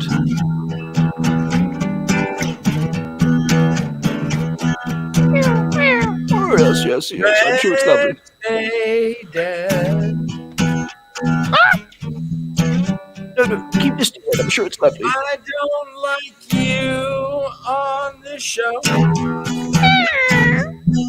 Red, just trust Red. Trust. I'm sure it's going to be lovely. That's it. Yay. Perhaps you should go back to the shelf, Red, and pull the hat down a little lower and not listen. It's weird that I wrote a negative song about Red without even knowing he was going to be on the show. That's really weird. Shame. Shame. All right, See- Patton. No, it's Patton Fane. Oh shit! Shane. You're right. Not Pat and Shane. Fane. First, could you talk to Red? He seems a little. No, fuck a little Red. blue. No, I'm not talking to Red. I'm not talking to Green. I'm No. talking Patton Fane. I'm asking Forrest if he'll talk to Red because he seems to be a little blue, and that's not usually his color. What is his usual color? I'm Well, gonna kick. not to be too on the nose, but red. I'm not normally a violent puppet, but So, holy shit, I want to just throw Red right off that shelf. Shall we go back to the chapter? Can we? Jesus That's Christ! a great idea. Great. I hate all these fucking gnomes. This is amazing. No, Right. Gray's Brother So, Dan, we Brother had Dan, I know we're POV. contractually obligated because the gnomes are financially backing us, but this is getting out of hand. Yeah, we are sponsored by Travelocity. It is true. Travelocity. You see, it's amazing. Travelocity. All you do is you book, and then you pay, And then you complain. and then something happens, and I'm rich. And, yes, and then I can just No, bribe Grace, these puppet boys to let me No, we're appear on their show and destroy plants. It's amazing. Don't tell the meat sack, by the way. I think I put a bit of dirt on the desk, and I don't think he's going to like it. Okay. Pat and Fane, guys. How about that guy, right? All right. So Pat and Fane. All right, Hedsky is predicting we're not getting back in the chapter. Hedsky, ye of little faith. I Dad am is a trying professional puppet and a professional rereader. Oh no! Village Mattress is sad that Travelocity has usurped his sponsorship. Yeah, I'm sorry, Travelocity has doubled your offer. Yeah, they gave us a coupon code. Yeah. What are you giving us? Yeah. Hashtag puppet. Hey guys, want to go to Cabo for cheap? Travelocity. Village Mattress, I just want to let you know that I fuck on bamboo sheets. Oh wait, that's you All right, guys. so isn't it? delusions. No, we are specifically keeping this spoiler free. Nope. This is going to be in the spoiler free canon. This is a first time reader chat. These gnomes are first time readers. I'm sorry for not being clear about this. Sorry, we're Delusions. still in a chapter. I am right now on page 200 on the chapter Glimmers of the Pattern. We're just I finishing- remember being 200. It was such a nice year. Sorry, Dad. Did you still get carded when you were 200? Well, it depends what you purchase, my dear man. Okay. Depends how long my beard is. You know, your beard goes up and over your nose. That is rare. Oh, yes. Well, you see, there's such beautiful eyebrows and stash on this show that I felt I needed to bring some quality beard to the experience. Quality And- beard, I understand. Yes. And, this is it. All right. So, Pat and Fane, we get a Pat and Fane we get a brief, gross little glimpse inside his head. He got distilled and had like the concentrate of his hunting of Matt. He got the coffee grounds put like back into his head. He had the pea berry. Yeah, it was all that, when you put stuff in a cheesecloth, all the cheesecloth stuff went right to the head. And he was compelled to chase after Rand, Matt, and Perrin, but especially Rand, especially the one, but we assume that's Rand. Little known fact, the stuff you leave out the stuff that you have in the cheesecloth after you've squeezed, that is what gnomes are filled with. It's amazing stuff. It lasts for centuries. That's what is filled with? The stuff that you squeeze, you squeeze a cheesecloth. If you don't use what's inside, it goes to gnome factories, and we make gnome children with it. Gnome children. Oh, this is a little gnome fact. A little gnome fact, exactly. Yes, Rainbow understands. Are you just actually explaining is this the way? Well, this is the way of the leftover almonds from making By almond the way, milk. can we call Gray Chomsky?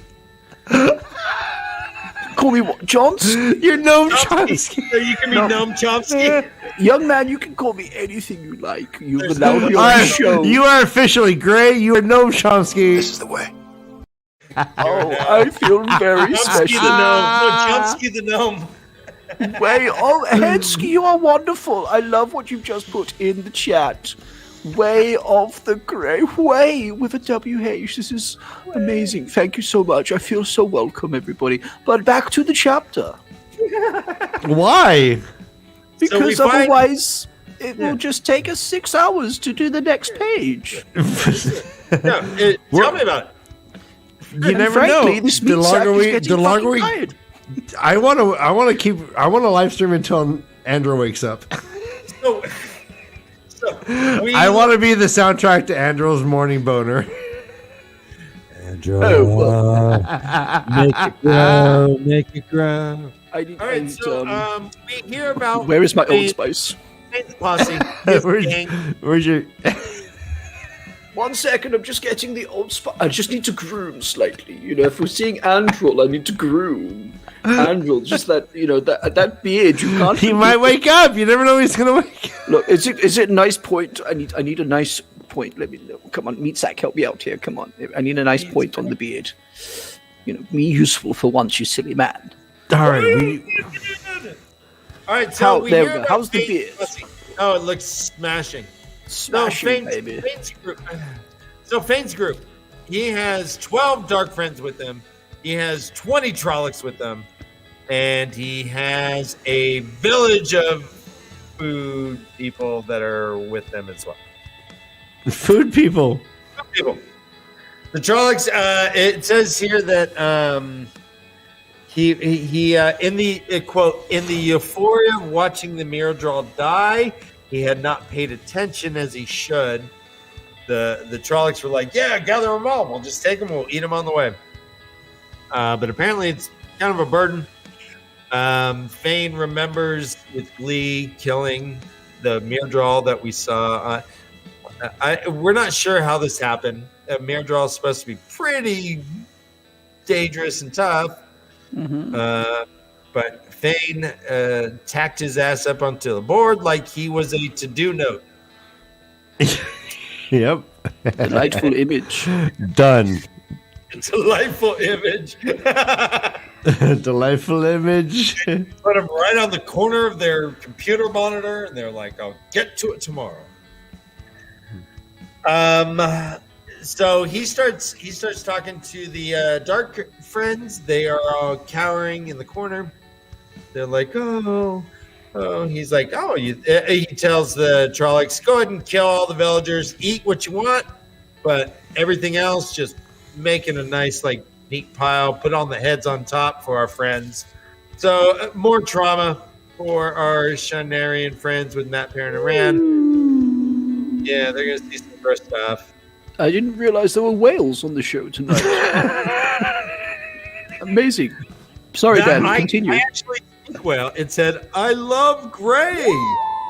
Oh, surely not. They must have said that.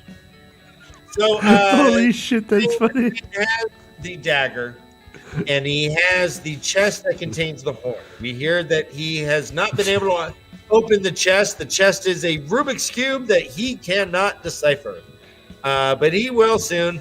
Apparently, they've seen what the dagger does, and the dagger is so gnarly that he can just lay it right on top of the chest, and that's protection enough. He knows he is kind of going crazy. He starts laughing out loud as he's sitting there. But beforehand, we hear that Rand kind of disappears from Fane's sensing ability at times. It says here, quote, he could not feel Althor now. The distance between them was too great.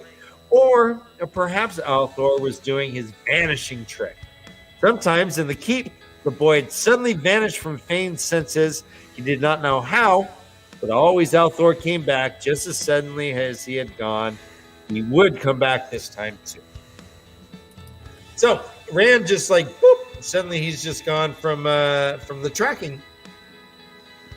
Brian, I guess, yeah, we can't talk about thoughts per se about it. It just happens. That's I'm just. It just happens. Is like what the F? Like we're all like, what the F? This is brand Right, effing Ryan, new. I believe it's F star star star. What the Asterisk. what the F star asterisk means? I do not know. But I really feel like I want to talk like I have a really large shit coming out as I am speaking. I think it helps with my demeanor and makes me sound more serious. This is like we have Dumbledore on our show. This is great. We have two. We have Noam Chomsky number 1. Dumble who? And Noam Chomsky number 2. And we will have a Noam Chomsky debate until one of us releases the large No. It's quite true. Ryan does poop weird, Grendel. And I can tell this just from listening. I promise I've not spied on him pooping legless on his way to Isengard, but it is weird. For the greatest round of chess we've seen in so many years. 30 points to Gryffindor. Yay! We're fucking playing chess. All right. Guys, as there's absolutely nothing important going on right now, let's bring in our special guest.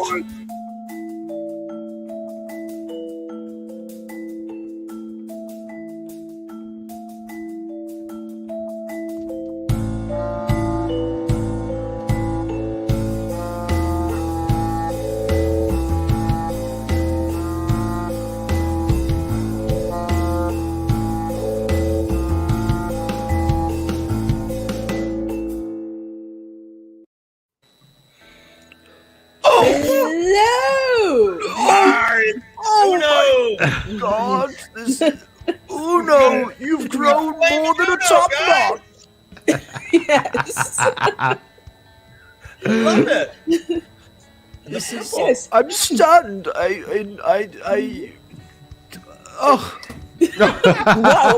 Whoa.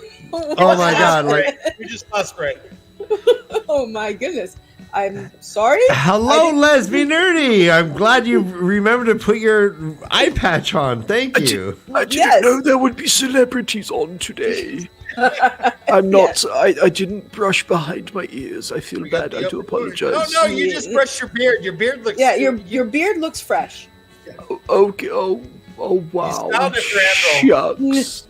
I don't know what to say. Thank you for coming. Yes. No. Thank you for coming. Thank you for coming. Ladies and no. gentlemen, Is that what happened? Find her on YouTube. You can find her on Discord. You can find her Right. Jealousy on does Twitter. not suit you. I just. Do you have a cleaning crew below you right now? What's going on here? Vacuuming my beard. How are you? How'd your live stream go? Hey, it went well.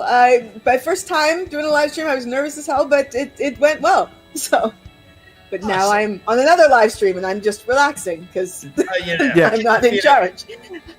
Do you feel like you're able to be yourself, your true self? Yes, this is my true self. Did everyone really get to see who you really are? Maybe a little. I'm a one-eyed, floating, disembodied head. Yeah. But I got a lot of books.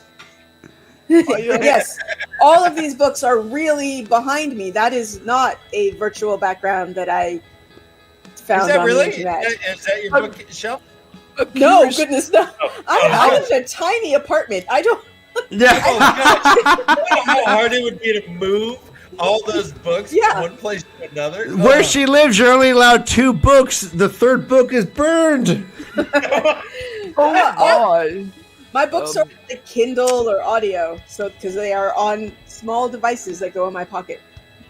Right, you're right. Kindle, Lesbale Noman, I have a question. How do you climb that ladder when you are a floating head? It's a lot of floating, really. The ladder is for mortals. The ladder's for mortals with limbs. Yes. There are no mortals here, obviously. Yes. So, yes, they're very considerate of you. I'm impressed. See. All right, so actually, Emerald Sedai and Lukey Dog is asking. It says it's going to be weird meeting Jenny in person. Well, I can attest to that because I have just met Jenny in person here, as you can see, and it is weird because I was led to believe that she was in Korea, and it appears that she is here with us. I recommend everyone try a heavy dose of mescaline because you will see floating heads talking to you. It's completely normal. Yes. I mean, whoa. Sorry. What happened to Brother Dan? Sorry. Rainbow. Sorry, is there a rainbow there? Is that a flashback? Is there a unicorn? Yeah, no, that's really a unicorn. Okay, all right, I'm just making sure. You mentioned mescaline, and suddenly I went, whoa. Yeah, gray nose. Great nose. Yes. Well, I've had 26 years to experiment. All right, if you've had foreign drugs in foreign countries, tell us in the chat. Just saying for the record, I have not because I would get deported so quickly. So no, never have. Done. No, but it's clear that everyone else besides the puppet in this chat has moved to a different country just so they can experience the exotic drug use. There is a prediction in chat that you are 5. I didn't realize you were 55. Jen, you look so amazing for 55. Oh, I wish I. Yeah. She warned me like, hey, she might be dying. It's okay.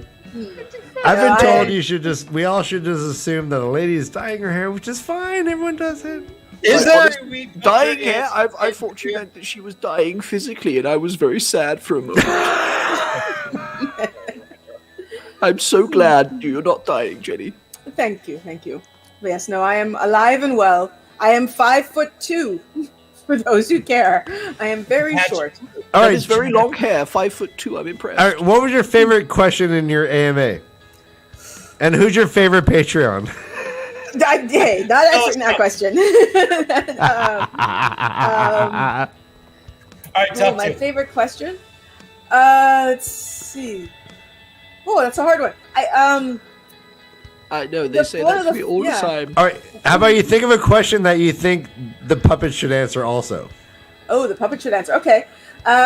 Okay, the one that the puppet should definitely answer is if you, who would you choose? Because we have, let's see, Nubbles is playing, I forget who Nubbles playing, but we got Matt playing Manfear.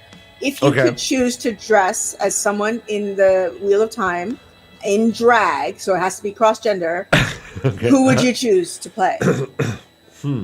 I went with Bail Domon. Oh, that do be a good one. Yes, it do be, because I want to say doobie all the time. I would go full on. I would go Marilyn Monroe, but seductress. I would be Bearlane or what's it? Yeah. I would go sheer. You would be able to see my nipples.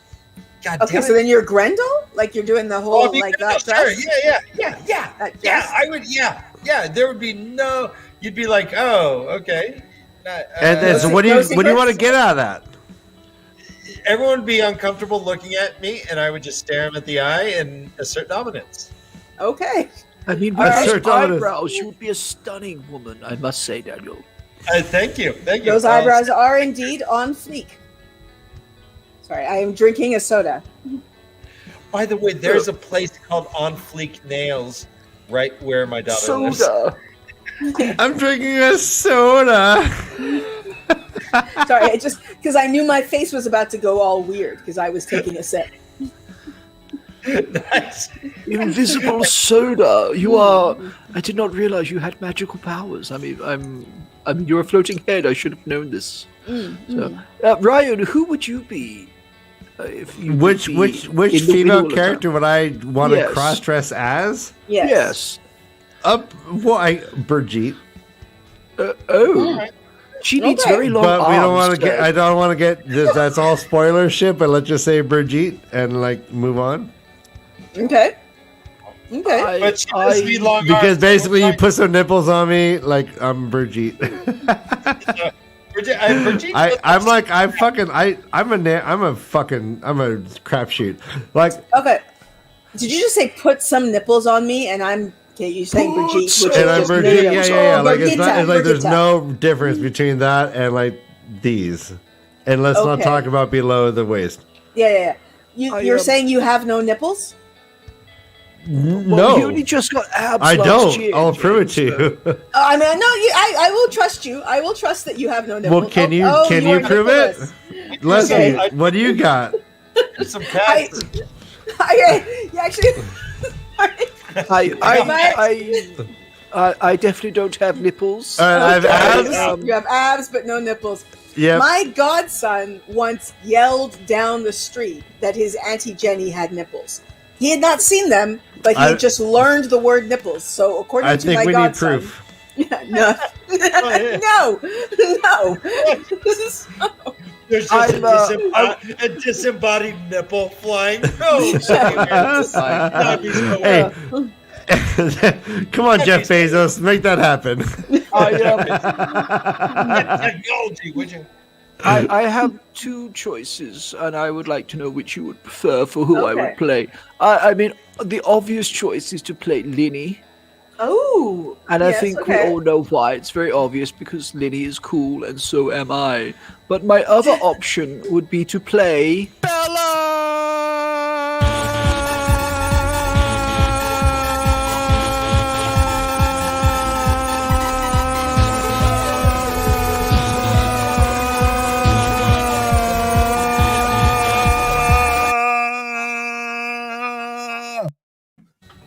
The rave ended. I was all dancy. Oh yeah. All right, so Jenny, how many times have you put your head completely into a speaker and just fucking lost yourself in the bass? Counting just now, 0. Oh, come on. Come on, you've never been to Southern California in the late 90s? Come on. That's what we do. Come on. We invented Molly. I have actually gotten sick from too much bass reverberation. Like literally, my stomach started to act up because the bass was too hard at a club, and I was like, "Oh, that's the ultrasound is vibrating the food in my stomach. I need to go home." You're such a nerd. You're like, oh my god, the music's giving me indigestion. It was really. I could feel it sloshing around to the beat of the music. That's amazing. Oh, Yeah. that's amazing. My two Mai Tais that I had earlier are like, Yeah. and A I'm little like, shimmy and a bit of a shake, and then you get to share it with everybody. Yeah. and then it's after the ride. Put your hands, if you have them, on your hips. I feel Ryan very can't sorry reach- for us that like Ryan can't reach his hips and we don't have arms. It's just Dan.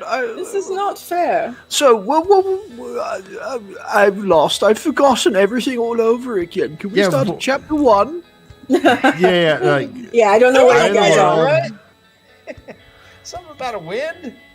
A wind? There was a wind. Oh, dear. I mean, I didn't Yeah. realize this was smell-o-vision. I've been farting like a trooper. the Lord passed gas, and then the book starts. Do we want to jump into the final chapter recap here? Oh, fuck yes, why not? Yeah, All right, Jenny's this here to is- recap. She's a master recapper. Master recap. and then a thing happened. And then that thing. Oh, remember that thing? Yeah. Thing in the place with the gnome and the ball and sorry, that's a different story. Yes. But you were right about the Chomsky- first two things. The thing in the place. Chomsky the gnome. I'm just having such a good time. This is so wonderful. It's way past my bedtime, but don't tell the mother. Your mother is still alive? Well, I'm only 26.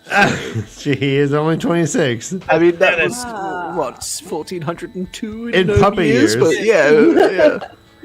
I mean, she's only 35, but I look far better, obviously.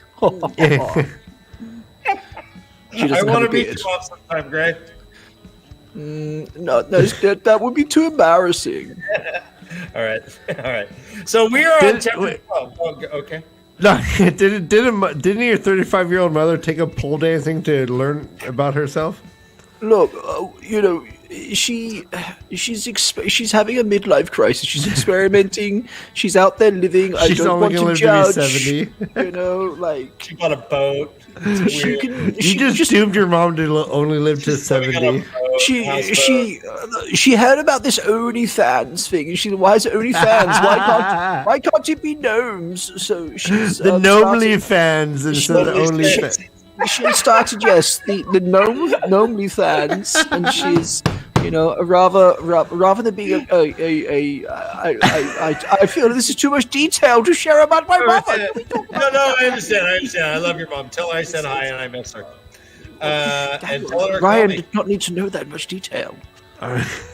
Great talent. He will get jealous. They don't say gnome. You know what I mean? Yeah. No, I'm just all right. Not the way you do. All right, guys, we're in chapter 12. Woven in the pattern, it is the whale blooby thing that I assume is the flame of Tarvalon. It's the whale blue. Boop. Pointed out. This is right after the assassination attempt on the Emerald Sea. Egwin's like, oh shit, there's all this commotion. There's a big ring of dudes, and everyone's just bustling around. All the warders are looking bad. The Emerald's looking tough. She has a rip. She's bleeding in her sleeve. She's like, psha, that ain't nothing. That ain't nothing. They're like, oh, mother. And she's like, mother, fuck you. I'm fine. Now, Daniel, we've had this discussion. It's F star. Mother F star. You. She's like, I got a bolt. This has been fun, Algamar. Your place is dangerous. Thank you. He's like, oh, mother, no. This went wrong. I was supposed to have a big feast. I had a gleeman coming. I had all this stuff. 2 attempts on your life. Trollocs in my keep. This is bullshit. I'm sorry. Just hang out with me. It's too dangerous. She's like, no, man, I gotta go. Bye. He's like, well, bye. Bye. Sorry. She's like, yep, no, Algamar, no more. She notices Nynaeve and Egwin. She's like, oh, you're Nynaeve's little treasures. Oh, okay, yeah. There's mind sparking you. Blah blah blah. Stop hanging out. Get to the boat. We gotta go. Lan kind of comes up to the tent where Egwin and Nynaeve are, and Egwin. I guess this was prior to this. He had come and talked to the wisdom, and it ended poorly. It says, quote, Nynaeve eventually erupted in anger and came stalking back to wrap herself in her blankets and refused to talk at all. Egwin thought her cheeks were wet. It goes on, quote, Lan stood watching the tent from the darkness for a long time before he went away. After that, he did not come again. I imagine Lan as John Cusack holding a box over his head. In your eyes, like, in your eyes, Nynaeve, you're sweet. Your eyes, I am. So, but it didn't work. He boned out. Wait. But All right. Do you think do you think Lana's pining for Nynaeve, or do you think he was just giving her the old like, yeah, I'm gonna fucking die, Nynaeve. Sorry, I can't fucking love counting you. her her hair. He saw like a little slit in her tent. He's like 98, 99, 100 strokes. Oh man, that's sexy. 100 strokes. My, that's that is a lofty goal, I must say. 100 strokes. Yeah, 100 strokes is a lot. I normally done. We've been compared to some people, I'm not sure who. Leaf brother in the upper right is Spike, I suppose, because of your sleeves. Upper left is Angel. Oh, yes, you are an angel, young man. Lesbian is Cordelia when she's super badass. Your ass is bad, baby. And the gnome is Wesley Wyndham Price. How did you know I had a double barrel? Is Cordella the one who just tweeted some MAGA shit and got canceled? What? I don't think. What? Really? Chris Carpenter. The actress? But I know what you're talking about. I don't remember what her name was, though. The Mandalorian, like the Mandalorian WWF woman. That's a different actress. You think I know the names of these freaks? I just know that Cordelia was not in The Mandalorian. Oh, what? He gets grumpy and leaves. He does that. Yeah, he does that. I'm back. Oh, I feel like that was like, those tile puzzle games? That's what that just felt like. It was just like zoop, zoop, zoop, zoop, zoop. Oh shit, who was that on screen? We're getting used to Whiplash, I must say, where he pops in and out and we just move around, so. It's like a portal stone with this guy. Yes. Why does it say Finger Blast on the screen? Yeah. Oh. Guys, Jed's here. Come on. Finger Blast. Hat Blast, perhaps? Look for him, please. I don't know. I'm unfamiliar with the term Finger Blast being, somewhat of just a ball with a beard. It's a nod. It's an homage. Okay. Okay. All right, so they're on their way to the river to get to a boat to go to TAVERN. The river's a few days away, so they're on their way there. Like, that's where the tents that they're staying in. One night, it says a, quote, plump, square-faced Aes Sedai with graying hair and a vaguely distracted look in her dark eyes. Guys, does this sound familiar at all? If not... are you suggesting I'm plump? I'm not sure what you're suggesting. It's Baron Mathwood, baby. Oh, Baron. I thought that described this person perfectly. Wow, look at those bamboo sheets. You must have got that from the channel's sponsor, Village Mattress, which is far greater than my channel. My sponsor, even. I don't fucking know. I'm a random gnome. Brother Dan. Look at that. You could sleep this comfortably if you just go to a Village Mattress. All right, Brother Malkier, give us a Brother Village Mattress ad all by yourself. Village Mattress, it's the best. Come and see us when you need some rest. If you want to be like a duck on the bamboo sheets, you can fuck. If you want to live your life long, come and see me. I'll comfort your shit.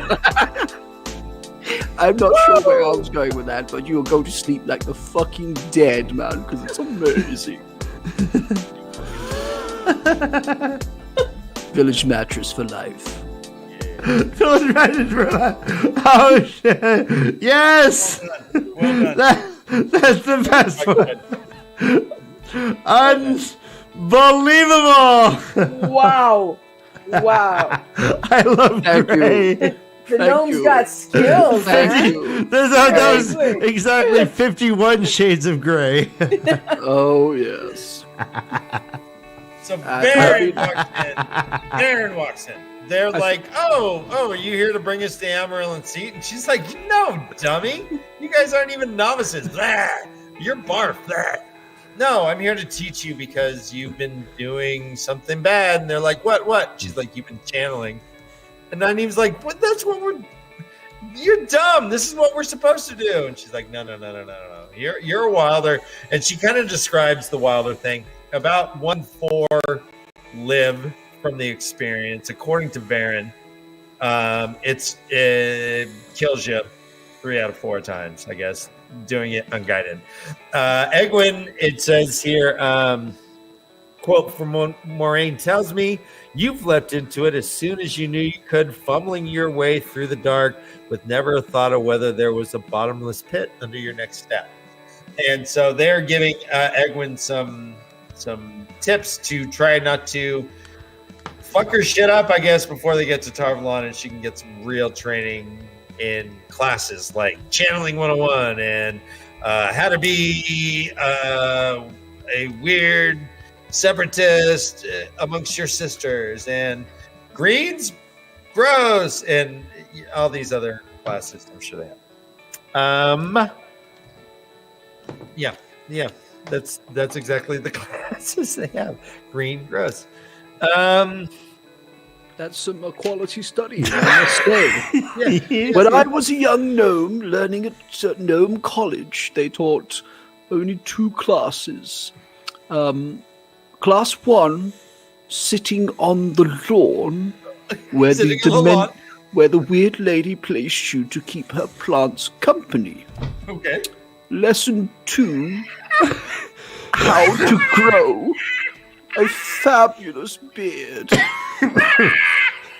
I feel I was slightly unprepared for life. You are valedictorian if beard growing is a class that you get. Just give me one moment. Yeah.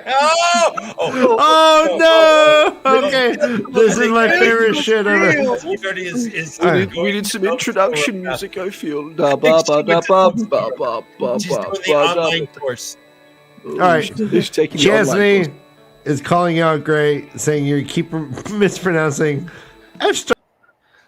I was trying to blend in with the with the crowd here, Chancellor. I do apologize.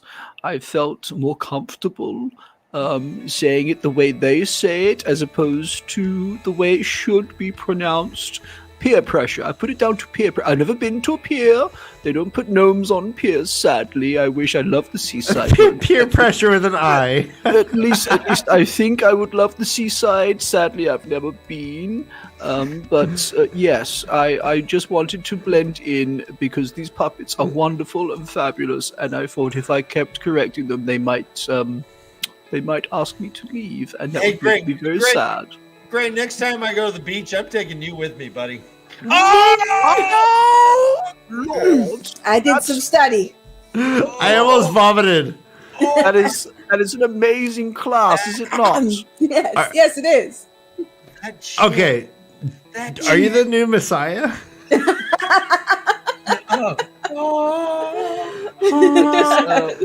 So you studied not only beard growing, but also how to sit on a lawn where a woman puts you out there to keep her plants To keep company? the plants company. I actually skipped that section of the syllabus. I didn't feel it was relevant to my life. Oh, wow. There's not many plants. Independent on YouTube, study, sadly. this girl, huh? Yes. Well done. Very I feel autonomous that of you. I mean, Ryan, Daniel, you need to tell your guests going forward that if they don't have a quality beard, they cannot be on the show. I mean, you bring the stash and the brows. We have brought the beards. They need to be bringing, like, naive braids at the very least, or who knows, top knots, or beards. There needs to be some kind of The first quality class care. Well, I mean, that's not fair because some of our guests might suffer from trichotillomania. I don't want to. Plucking their hairs out. Yeah. Yes. There's a whole trichotillomania like study group that's going on in Santa Cruz. Like it's a thing. I don't want to preclude any fans who might want to pluck their own hair out. Well, perhaps we could send them on the course. as proven here, I mean, Jenny is brown Aja, rightly so, but Yes. I feel even if they were, I don't know, an apprentice or a novice, they might still enjoy the class. And then at least come with hair appreciation. So I'm very passionate about hair. I'm sorry, it's one of my 2 joys in life. The other is sitting in a garden where I was placed by a weird lady to keep our plants company. and which you've been stuck for 20 years, you finally got your first chance to shine after 20 years of being stuck in a garden. Do what you love there, Gray. Jenny, do you have any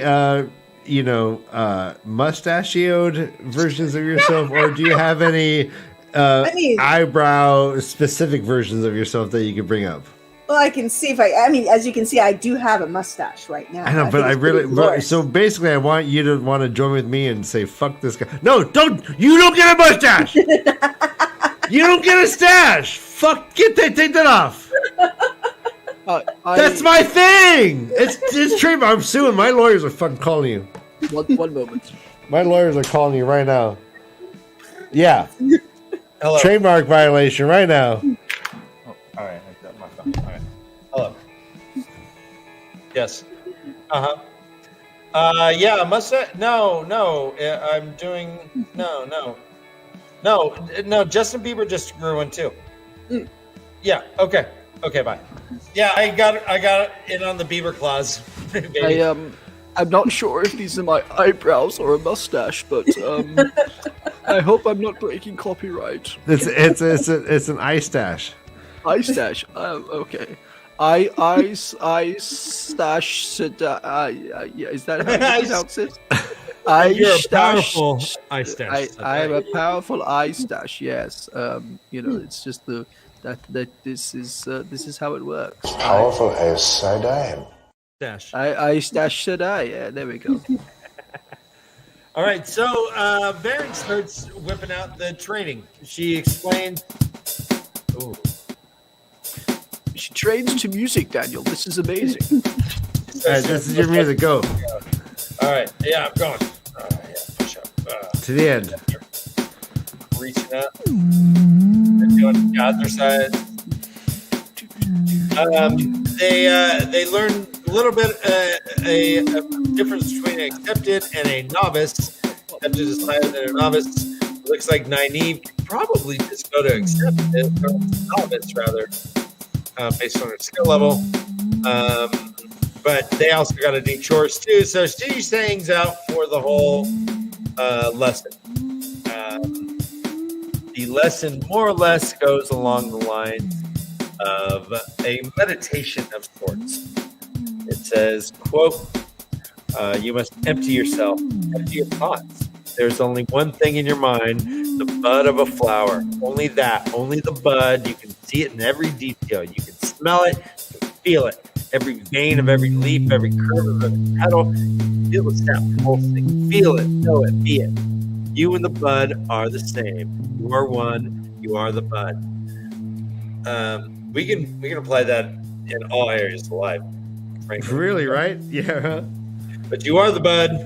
And she had heard this before. I did underline that it said, quote, her voice droned on hypnotically. Do you think that there was hypnosis in Randland? Oh, that's an interesting thought. Oh, look at Pirate. My. That's sexy. That is abso F star lutely gorgeous. I feel totally ungroomed in your presence, young Jenny.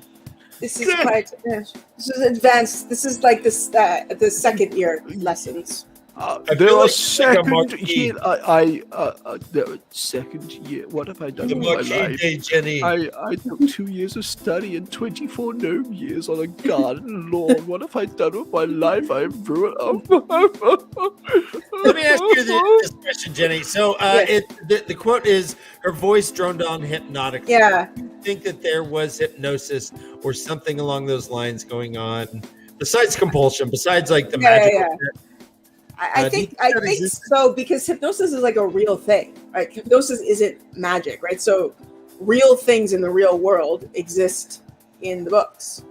So like, if you have ever done like meditation or anything, you can get that sort of sense of emptiness in your mind. That's like the void, right? So I would imagine. Wait, walk me through that. What do you mean? What's that feel like? Step by step.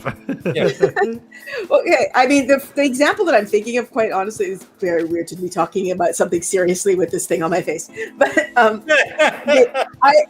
am not. Kind of itches, doesn't it? It does. Yeah.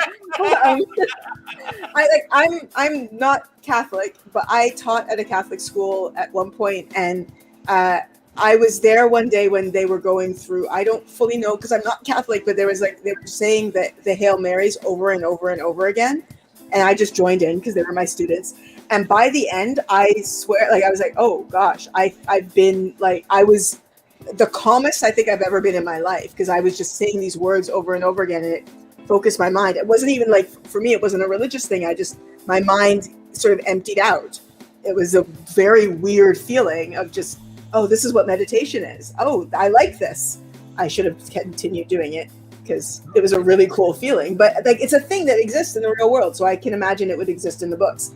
And hypnosis is just doing that. But I think, if I understand hypnosis correctly, from the outside, it's not doing it yourself. It's someone else doing it to you, sort of getting you in that space of being empty, so you are more suggestible. So do you think that when you are in a religious state that you are more open to suggestion? I'm not even saying that. It was the same. Like, I'm not trying to make any statements about religion or anything. It was it was saying the same words over and over again, and we did it for like 20 minutes. By the time we got to the end of it, I was just, I felt like I was boneless. Like, it was just, I was so calm because my brain is now only focused on these limited amount of words, and it's not focused on anything else. A mullet and a pager. Yes. All right. Exactly what I need. I had the similar experience on two separate occasions. One, I was with a mullet and a pager. No. One, I was in a junior college yoga class, and we would all just go to yoga, put our butts in the air, and fart and laugh. But at the very end of the whole semester, she started talking about chakras. She started talking about the chakra of the head, the heart, the stomach. She went through the whole thing, and then she said something. She said something about the white chakra, which encompasses the whole body. And I was lying there, and all of a sudden, my whole body just started zinging with energy that was hypnotic, and I will never forget it. The second time that happened, I was almost got arrested, but we'll talk about that later. But post-show entertainment. But apparently, goatee Jenny is a thing. Oh yeah, thug. I like Thuggy Jenny. People Thuggy Jenny, but actually not Thuggy Jenny. People are saying that you need a jacket with elbow patches so you can teach philosophy classes. Oh, I'd like that. Yes, yes. Yeah, I can see that. Yeah, I can see that too. I was thinking thinking a jacket with elbow patches. I was thinking, would I sit next to Jen, like on a train, like at 11:30 at night? And I don't know, that goatee looks shady. That gap between the stash and the yeah, that's a weird decision. Like, if I was sitting next to this guy, because this would be on a bus, I would expect that this guy would try to explain to me stuff that I already know. Like, if I was reading a book, he'd be like, "Oh, did you know the author of that book?" I'd be like, "Yeah, I'm reading the book." Like, "Oh, did you know?" Yeah, I'm reading the book. Like, that would be what was happening with this guy. No, if I was sitting next to you, no, I think you teach Italian, but you don't speak Italian. Yeah, exactly. No. It's actually pronounced buongiorno. Actually, it's pronounced hello. Yes, exactly. This person would be saying "actually" constantly. Well, actually. That's awesome. To be fair. Yes. No, that's all I was going to say. To be fair. Instead of actually. To be fair. I love Gray. Gray is so great. Gray is welcome all day, every day in my house. Gray can come over anytime. You make love to your wife, and Gray just pops in and starts telling you how you're doing. I would suggest changing positions there, Daniel, because it's not ergonomic, and you will end up pulling a muscle. Yes, and then You're this like guy the would pop in and be OSHA? like, well, actually, you actually should be in this position because according to, that's this guy. According to Lesbian Nerdy, I know everything, and you should be in this position. Yeah, that guy would say, "Hey, you're a lot prettier when you smile." Yeah. Well, some of us can't What'd you smile, smile? so This guy would go on a lecture about refrigeration and breast milk. This guy, That's a whole thing. I feel that this guy, if he had a YouTube comment name, it would be like guns leaving on the Capitol? Express. Yes, like guns rights Breast- essays. I feel like ammunition for a long time might be an appropriate name. Like something weird Old with dead hand. guns. That would No, be no. Yeah, I can see that, yeah. I think Jenny was talking about her expose about breastfeeding while storming the Capitol building. What? Jenny, Yes, I know exactly what Gray is discussing here, actually. I'm concerned that you managed to breastfeed whilst being just ahead. Well, didn't you see the superimposed nipple that was floating around? Very true. Yeah. Very true. Yes. Oh, man. And my other Alright. question, as raised in chat, is this is that mother's milk in a floating cup? I suppose. Yes, mother's milk in a floating cup. In a thank you, shops in a refrigerated cup. Mother's milk in a refrigerated cup. I love this. Yes. Oh my gosh. Oh, sorry guys. I don't know. I can't see the chat because of the system that I'm using, so I can only see when it pops up. Yeah. Too much pompous facial hair takes the too much keratin out of her eyes. She's officially blind because of her facial hair. Yes, I hate this guy so much, so I'm gonna just get it. But now that we've exposed his personality, I don't like him anymore, so I'm gonna make him go away. Can we bring Jenny back? Let's bring Jenny back. Yes. I remember Jenny with the top knot. That was always fun. Yeah, Jenny that was with the top knot was Jenny was amazing. good. That Like- Jenny that we saw, I expected to have like two little shaved lines in her left eyebrow. Yeah, that makes sense. Okay, I want I Jenny like with a porn stash. That's what I want. Can we A bring porn Jenny with a stash? porn stash, please? I mean, do you want like her to Jenny with compete good with hair. your porn stash? I know what Brother Dan wants Jenny with brows, and I want Jenny with a stash, and I whoever gets can't. it, The brows don't work. I'm sorry. then I looked win. into them. Bring Yeah. the stash. The chat wants No, it. it's hard to Bang, pull stash. these bad boys off. I understand. Okay. Well, continue. Sorry, you were discussing Baron and her hypnosis. Continue. Yeah. And so there was Egwin starts to kind of feel a little bit. She's like, Feel what? feel a little. In her feels? Okay, she's all up in her feels. I'm sorry. She's feeling this, maybe? So she gets she gets into the hypnosis. She starts to feel, it says, quote, yet suddenly there was something else, light pressing on the petals. Slowly the petals unfolded, turning towards the light, absorbing the light, but then boom, it was gone. Varen says, quote, you cannot make it happen. You must let it happen. Yeah, that's a phrase I love. You're By right. which I mean I don't, but anyway. You must surrender to the power before you can control it. As a modern woman, how do you feel about that? Not a fan, but also does this count as a porn stash? That is subtle Perfect. and seductive at the same time. That is good. You definitely stormed the castle. How you know? Oh, blood. Sorry. Oh, it's so sexy, got blurred out. All right. Yeah. This is amazing. That definitely lives in a state that begins with A. All right, Yeah. KK is saying we should. Because this live stream is the best, and we should combine forces. I mean, aren't we? Isn't this combining forces now? This is a quadruple. We are Voltroning right now. Oh, yes. Who needs meat sacks when you can be a gnome, a floating head, and two gorgeous puppets? So Like Nynaeve goes ahead and does her lesson 2 and gets so mad that she kind of suddenly bursts some blankets into a fire. Egwin is she's on it. She's a good wingman. She's like, blanket's on fire. She's taking it outside before Varen's like, it's magic, and just takes care of the fire. Nynaeve seems a little shaken up.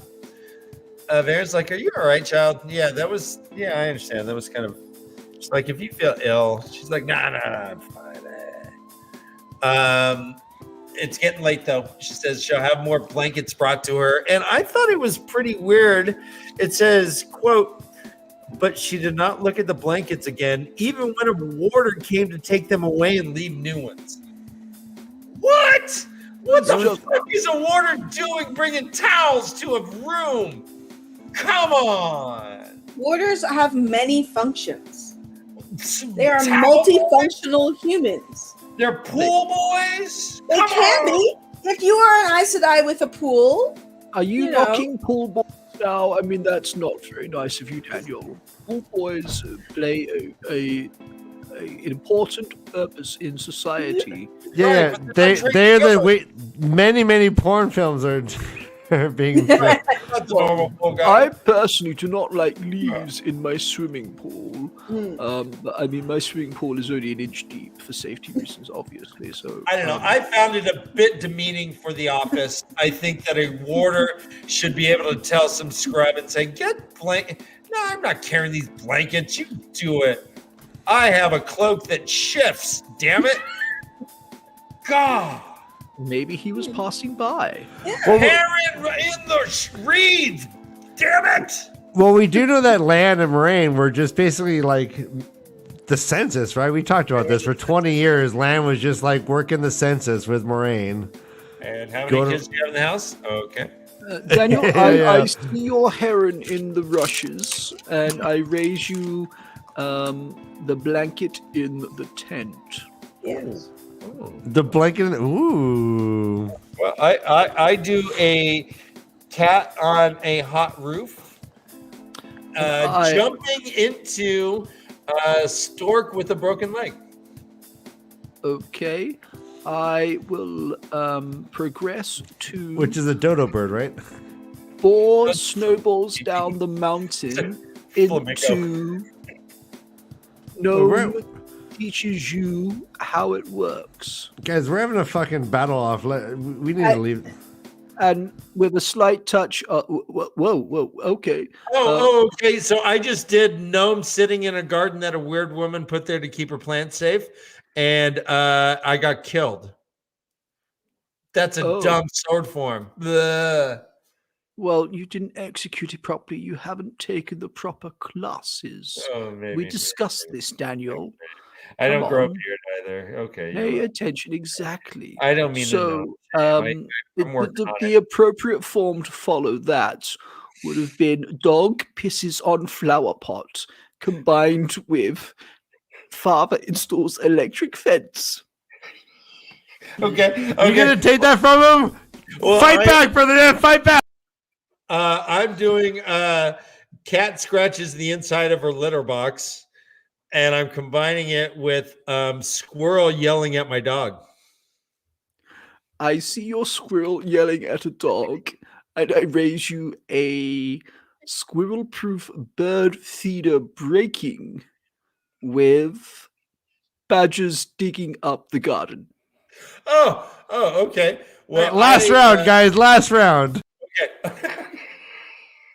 Okay. I see your badger digging up my garden. I will counter with hawks circling around for fat mammals. And as a little spice, I'm gonna also do the squirrel-proof bird feeder. But my squirrel's just going to be spinning and holding on by one claw the whole time. Very impressive. Very impressive. Okay, for your hawk circling, I will play the glass door card. It's always a classic.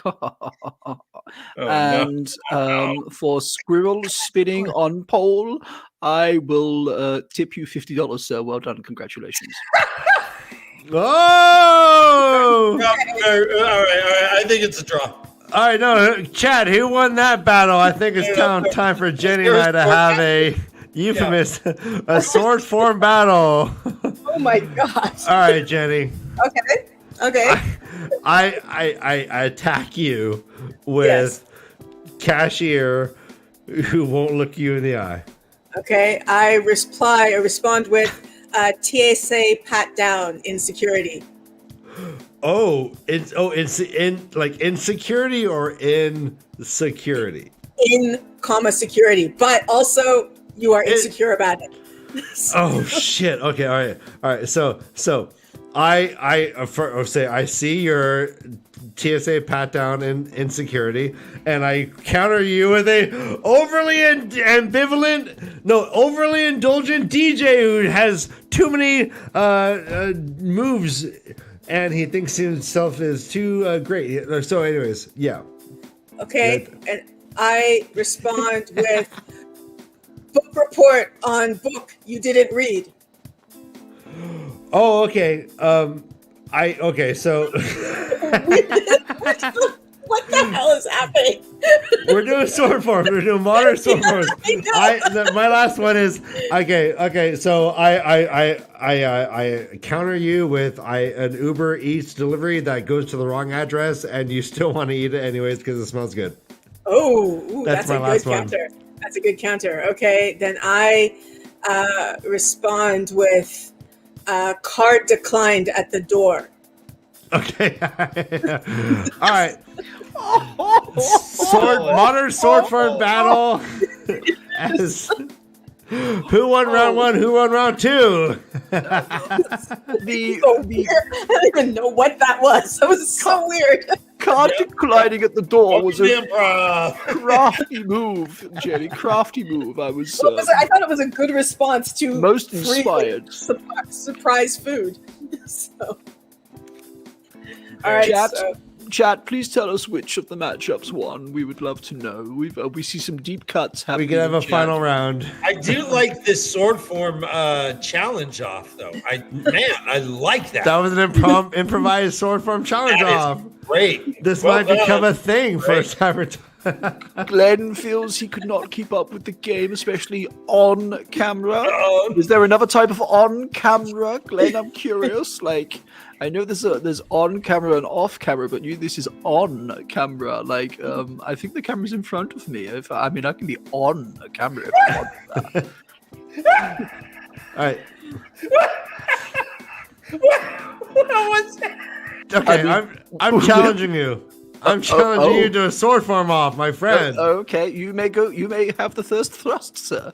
All right. Well, I am challenging you to Netflix and chill, but you're by yourself and you feel sad and lonely. I respond with the Netflix. Are you still there? Oh, I respond with I'm walking around with my cell phone on, just looking for a Karen to capture. I respond with dog walker passes your house and lets dog shit in front of your gate without clearing it up. I respond with I'm an IT guy, but I refuse to tell you to turn it off and on. I respond with Android is better than Apple.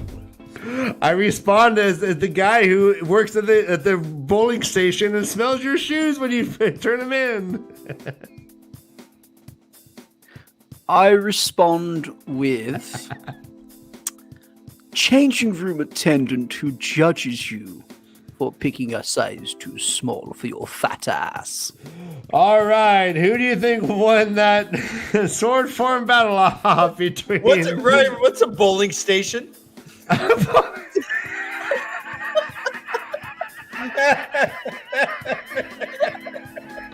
You know, the station where It is you where bowl. the bowls arrive. All aboard the bowling station. Yes. Or it's the radio station about bowling.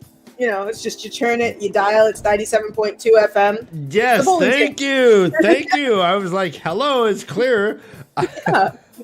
Everybody knows about the bowling station. Oh, It's on must be Xfinity. Sirius XM or something. yeah. All right. At any point, if anyone wants to challenge each other to a sword form battle off, let me know. Shoe smelling Steve apparently was an appropriate parry. Charlie! And they do want to see a Dan versus Jenny playoff. Oh, Okay. Jenny, you want some? I mean, okay. This is the weirdest thing I think I've ever done in my life. Oh no, it's great. It's great. All right. Okay. All right. So I nod to you, Yeah, and I go, okay.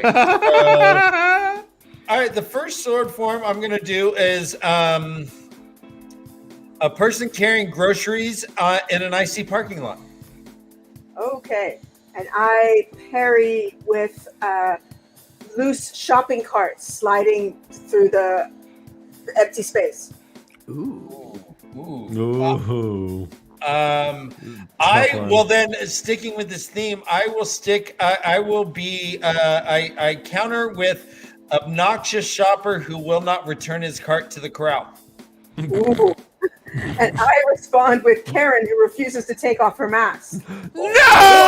Oh, what are you Yeah, talking? Oh my God, Dan, sheathe the sword, brother. Dan, sheathe the sword. I know. Can I see your manager? Yes. Dan calls for She the refuses to wear Jen, her you mask. went. I could not respond. Well, guys, that was short form theater. Yeah, that is a death blow. Yes. That was amazing. Congratulations. You supreme winner there, Lesbian Nerdy. That was very, very impressive. This, ladies and gents, is why she is Brown Aja. She knows all the best sword forms. Yep, the first of many. Hopefully, I want this to be a Sword form off, yes. Oh man, this is the best. All right, what we can do is get like suggestions of like, so we have that supermarket theme right then. We can just and then just roll with that. All right. Yeah. But in the meantime, so Varen is training with us. Back to the books. Yes, seriously. Back to the books. This is all I know, Ryan. This is all I know. Ryan, Daniel is a seasoned professional. We have had this conversation, sir. Please, if I can remember, I feel you can remember. I may be filled with whey from squeezed cheese stuff, but that is less impressive than being stuffed with fluff, and you must be able to retain at least some information. Squeezed cheese. No, I'll segue. Okay, speaking of Varen. Yeah. Speaking of shit, Brown. Oh, she's plump and square faced. Which that's not the shit. Can you imagine meeting Varen, like in real not, life? like complimentary though, as far as like what. So what did she look like? I don't know, kind of plump and square faced. Blah. Come on. That's your two characteristics, and kind of like distracted, and you got ink on your face. So imagine she comes up to you and she goes, "Hi, I'm Varen. Your brother Dan. You live in Michigan. The town you live in has a history of lynching. like you are from California, but now live in Michigan. It's much colder there. Well, okay. Yeah. Hi, my name is Varen. You are Ryan. You're from San Jose. Your town used to be full of orchards. Now it's full of Silicon Valley chips. Blah blah blah blah blah. What a weirdo. That was the weirdest shit ever. But yeah, she just comes in and is like, you and you. I know you. I'm Varen. So they go through the warder brings new blankets. He's like, anything else I can do for you? And they're like, no, thanks. I think I have $1 in my purse. Do you want to wait at the door for a minute? I'll be, honey, grab my wallet. Yeah, the guy's at the door with the blankets. I want to give him a tip. You know what? Can I get it to you next time? I'm sorry. Thanks for the blankets. Bye. That happens every time I'm at a hotel. Okay. Anyways, a glimpse of Brother Dan getting out of no, I tip people generously. I won't even pretend I don't. All right. So As you should, sir. As you should. as I should. Yes. Yeah. We all make a difference. And come on, man. Even $1 more an hour is $1 an hour, right? I mean, come on. Let's help. Anyways. So they get other fucking trainers too. We meet a couple Aes Sedai here. We meet a woman named Alvieren. We hear that she is, quote, as cool and businesslike as a merchant come to buy wool and tobacco. She was sharp in her criticisms, but always ready to try again.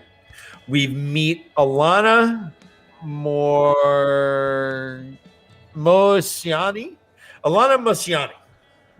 Hey, guys, do you remember the 1976 Olympics when Alana Mosiani, I think she got all 10s in the pommel horse? It was fucking all right.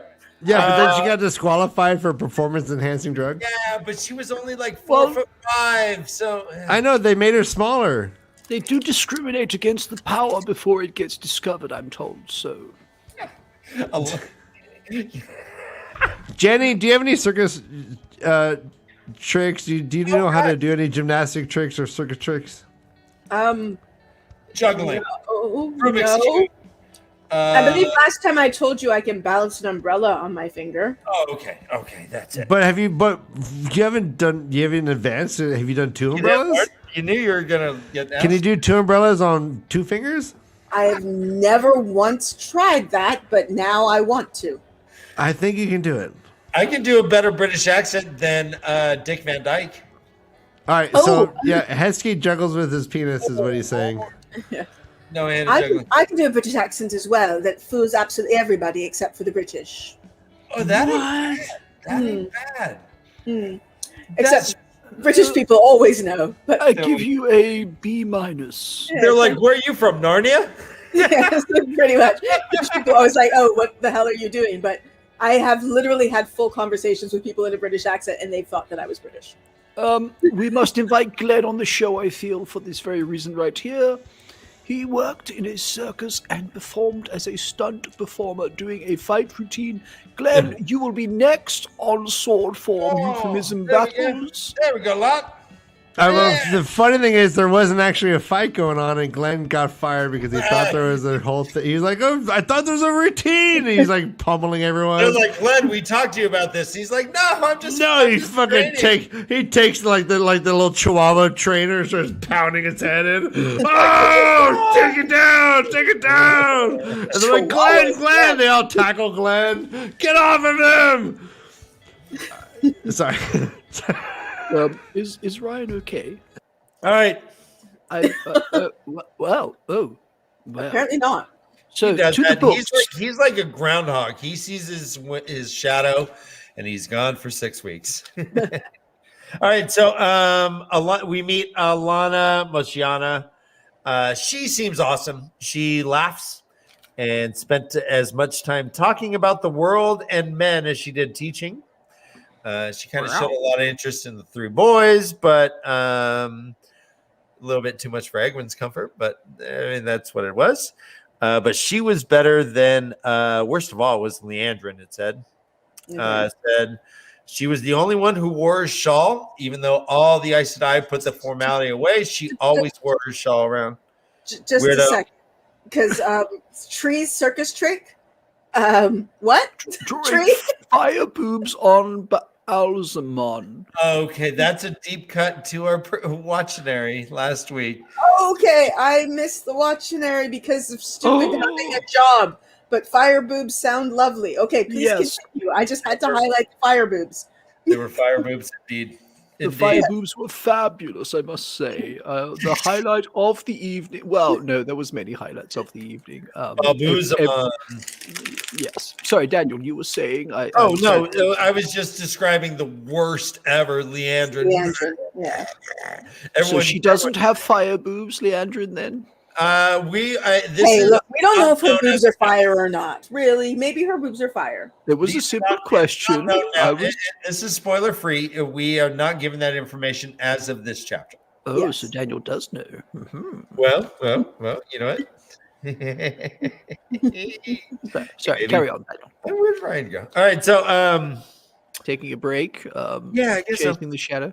He is asking Karen to put back on her mask. Yes. Yeah, well done. It will take him a while. Yeah. We're all doing our part, Karen. We're all doing it. I don't like it either. All right, so Leandrin didn't really teach the girls. She pretty much just interrogated them as if they had committed a crime, and they asked a lot about the boys and all this stuff until finally Nynaeve said, "Get the fuck out. You're done." Get the fuck out. Get the F * out of TFO. So they're on their way to a village called Meadow, Medo, Meadow, Okay. like Meadow Soprano or Meadow. And it's on the banks of the Mora River, which, quote, ran along the border between Shinar and Arafel and so into the River Erin. They're going to take this river down to Tarvalon.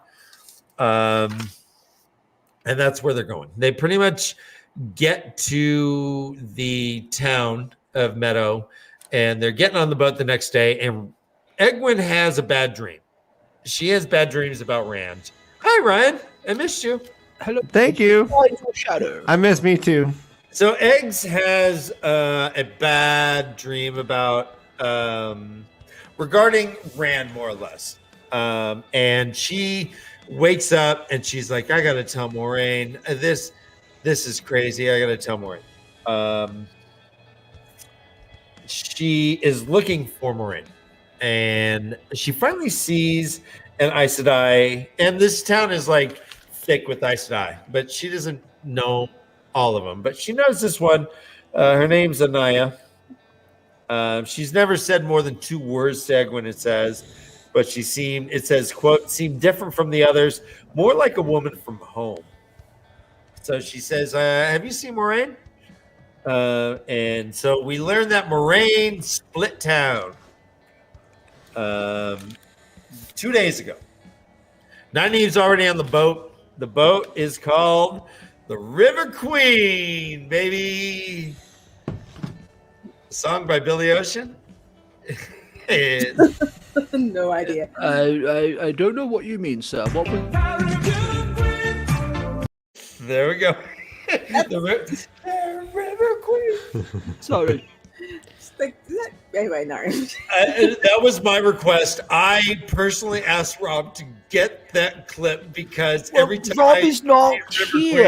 I am Gray. I love Billy Ocean. I feel so. Never sharing the same in my heart. All right. Oh, sorry, Greg. Greg got offended, I think, in Bolton. My love on the run. Yeah, so on the River Queen. That's where they're on to. They're going to the River Queen. It does slap, yes. We hear that Moraine split 2 days ago. Didn't say a word to nobody. Leandrin, boom, she split too, right on the heels of Moraine. And Varen Sedai left. Varen was in such a rush to leave that she didn't even bring her warder Tomas with her. Tomas is shitting literal bricks. He's all, guys, I'm building a wall with my own defecation. This is going to last for years and years. I'm shitting bricks so much. Wait, so who's blabbing this? Remind me who is like blabbing all this information again. Anaya. Is this kind of in character for her? It says here, she asks about Moraine, and she says Moraine's not on this. Moraine left, and Nynaeve is on the boat already, and you got to get going. She's all, which ship is Moraine Sedai's? And it says, quote, Moraine isn't on a ship, girl. She's gone 2 days ago. Amarillo is taking over it. I don't know if this is, I don't know. They're all gossipy. They're all sorority girls. That was wrong. I'm sorry. Is that what's going on? Well, I mean, like, it seems weird that all of a sudden, like, why would she be sharing all this information? I remember thinking, like, that's kind of weird that for just like info dumping. Like Ace and I are so tight-lipped about everything. Jenny, do your glasses get fogged up when you wear a fake mask? Yes, very much so. That's so inconvenient. My daughter actually got anti-fog shit that she sprays on her glasses. Does it work? Great. She says it works great. I need to get some because it drives me crazy. It literally. Tell me more. I'm gonna wiping my glasses with my fingers, which just leaves them all smudged. But I need that, otherwise I'm gonna fall on my ass because it's slippery because they're nice. I don't think the world believes you have fingers, Jenny. I'm also questioning how she can fall on her ass. Yeah. Precisely. I cannot suspend my disbelief quite that much. Jenny cannot have impact injuries unless she is impelled upon. Yes, that's true. I just float. You just floaty light, float.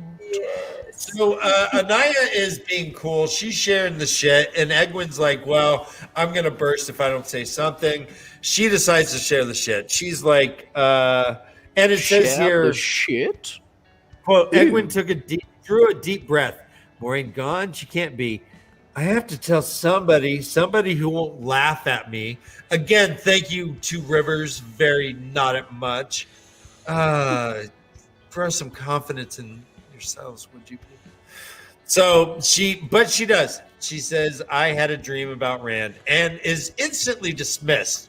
It's like, oh yeah, you missed the boy already? Yeah, he's pretty hot. I understand. Woo! Yeah, boy, a boy that age, I'm sure he's gonna get in trouble. Yeah, hope he doesn't get anyone pregnant. You know what I mean? Ha ha. And she's like, no, I mean like real. I had a dream, capital D dream, saying that dream with a D. Are you saying she had a dream with a D? Dream she had a D. Big old D. Yeah. I had a dream. It says it made me scream. Rand was there. He was so fair. I had a dream where Rand was mean.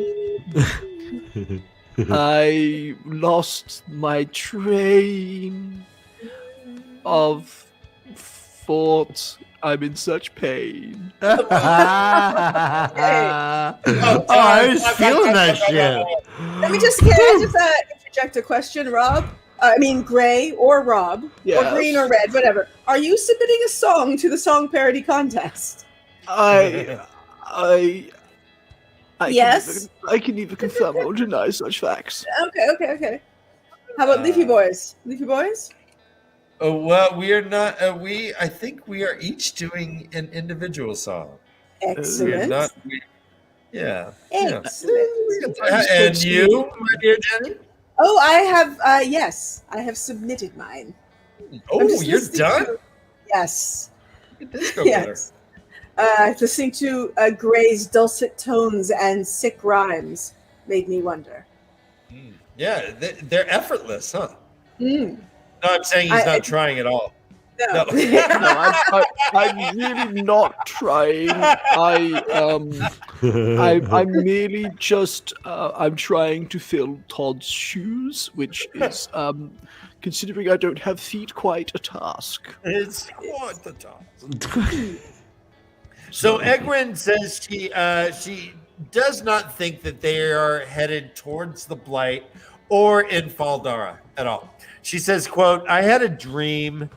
She said it half defiantly. It sounded silly when she said it, but it had seemed so real. A nightmare for true, but real. First, there was a man with a mask over his face and fire in place of his eyes. Despite the mask, she had thought he was surprised to see her. Then later, suddenly he vanished and she saw Rand sleeping on the ground, wrapped in a cloak. A woman had been standing over him, looking down. Her face was in shadow, but her eyes seemed to shine like the moon, and Egwin had known she was evil. She had a feel of danger, and she actually, even when she woke up, she had wondered if the woman that she saw was Moraine, and then felt dirty and ashamed for thinking that, but So she should. So she said, but that's there you have it. You know, that was her first go-to. Was like, I kind of trust her, I guess, but was that her? She tells Anaya all this stuff, and Anaya's like, huh, what the? Whoo! Wow, I bet you no one ever thought of this, but you could be a dreamer, girl. Won't that just burn those Reds? Fuck the Reds, right? Hashtag fuck the Reds. Yeah, they're going to hate that you're a dreamer because that's almost near foretelling. And, oh, man, this is great. This is great. Or it could just be a regular nightmare and you're just missing your boy and you're horny. And I get it, too. It happens, you know. Either way, but, yeah, it is. But Eggman's like, no, he's in danger and I can still feel it. I'm awake and this shit is lingering with me. It's not just a normal dream. And she's like, yeah, I'm sure they're not in Faldara and they're not in the Blight. So she knows that they went south, at least away from the direction that they all thought. Everyone thought that this is where the Horn was going, to the Blight. But Eggman's like, yeah, I didn't get that impression. Not at all. I'm not sure how she didn't get it or what indicated it to her. But she is right. They are not in the Blight and not in Faldara. Yeah, Rand is in trouble. We're not in Kansas anymore. So she's like, oh, okay. Hold on, you wool-headed idiot. Nice. I hate relationships like that. Come on. And then it says, snugging her cloak around her, she set out to find a boat to the River Queen. Oh, I think he's waiting for a cue. I think he is. You're so good, Rob. You're so goddamn good, Rob. I tried. Wait, And he that tries. is the I'm end great. of chapter 12 on page 216, guys. Oh my god, did we actually reach the end of the third chapter? Right? 3 hours and 6 minutes plus including break. I'm so proud of us. I feel like I'm trying to run a sprint in waist-high water. Yeah, like that is a true tough mutter. I feel like I'm trying to run a sprint with Lesbian Nerdy's legs. Yes. You're going to fall on your invisible ass. Well, Yes. yes, and then When your glasses fall down. cheesy cloth way, whatever the material is just going to go everywhere, and it's going to be such a mess. So, yes. And we got our flaming goat back. Flaming goat, buttered onions, blah, blah, something. Burn me, burn you, and burn us all. Yes. Burn. Well, this has been fabulous fun. Hasn't it been? Indeed. Amazing. Jenny, thanks for coming. Oh, you're Awesome. very welcome. Thank you Skeeter's for... finally joined. Hey, what's up, Skeeter's? Yeah, you're right. So you've had over 3 hours to join. Not good enough. Hey. I'm joking. I rib. We love skeeters. Do you even have ribs? Shh, that's a trade secret. I'll trade you. Trade you secrets. What am I trading? I Trade trade your rib. secrets. What am I getting? What am I getting in response? All right, we have a request for is Nose Dick Quee coming back? Well, there was not much love for him, and You got me too, yeah. frankly, he's acting as a pad for the meat sack to rest his elbow on. So, because the desk apparently is tough. So you basically pat and feigned Nose Queef? Yeah, I mean, Gray and Forrest and Red are far more entertaining, particularly Forrest, who is riveting to watch in his. It's silent. Like he's like Yes. a mime. Like we've not heard from Forrest yet. I can't wait to hear his voice. He hopped up on screen for a short while whilst everyone was distracted and had a bit of a giggle at you, and then went back and just lurked and judged as he is wont to do. I can certainly see throwing Red out into the snow and dying of hypothermia. I look forward to hearing what Green has to say, though. But red can go eat dick. Do we like red less than we like Jeff? Oh Is that yeah, what I I'm like sensing? Jeff Oh, way better than red. we like Jeff more than red. Red. You. Yeah. Red is out. Red just got voted off the island. Red. I'm You are the weakest. link. Yeah, you are the weakest link. Goodbye. Goodbye.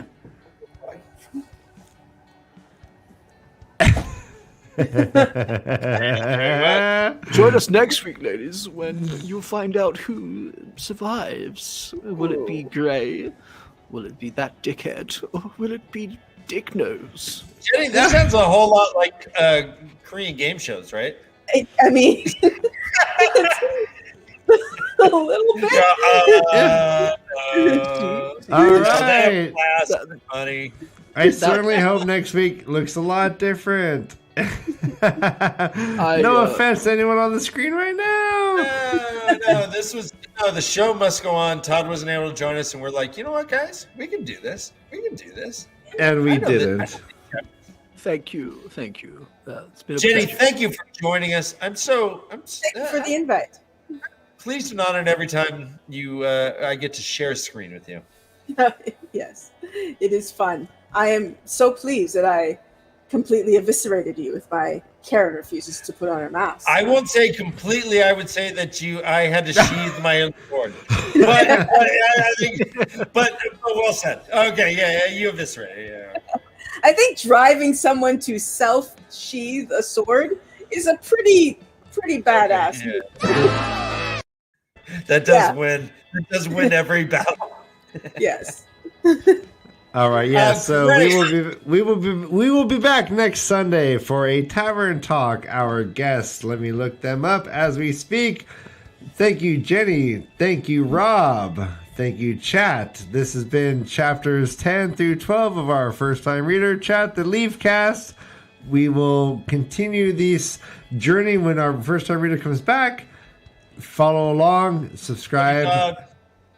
Go on, bro. Right now, you're watching 3 hours in, right? Todd,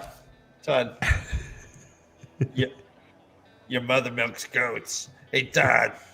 Hey, Todd, you live in a thatched roof. How do you like that, Todd? Hey, Todd, I'm going to light fireworks and burn off your thatch. See, he doesn't hear it. This is some pretty badass trash talk. I know, right? I mean, Yeah. Burn. Your roof is thatched by Sendui.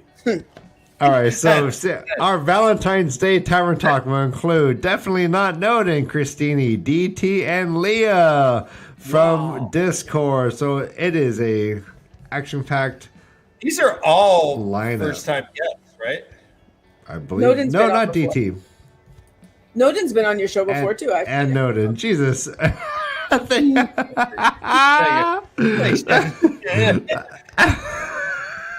You're right. Now I remember. Yes, I remember it well. Right, thank you, everyone, for hanging out with us. I love you. Have a very safe weekend, and we will see everyone on Sunday. Bye. Bye. Let the animals. It's reading.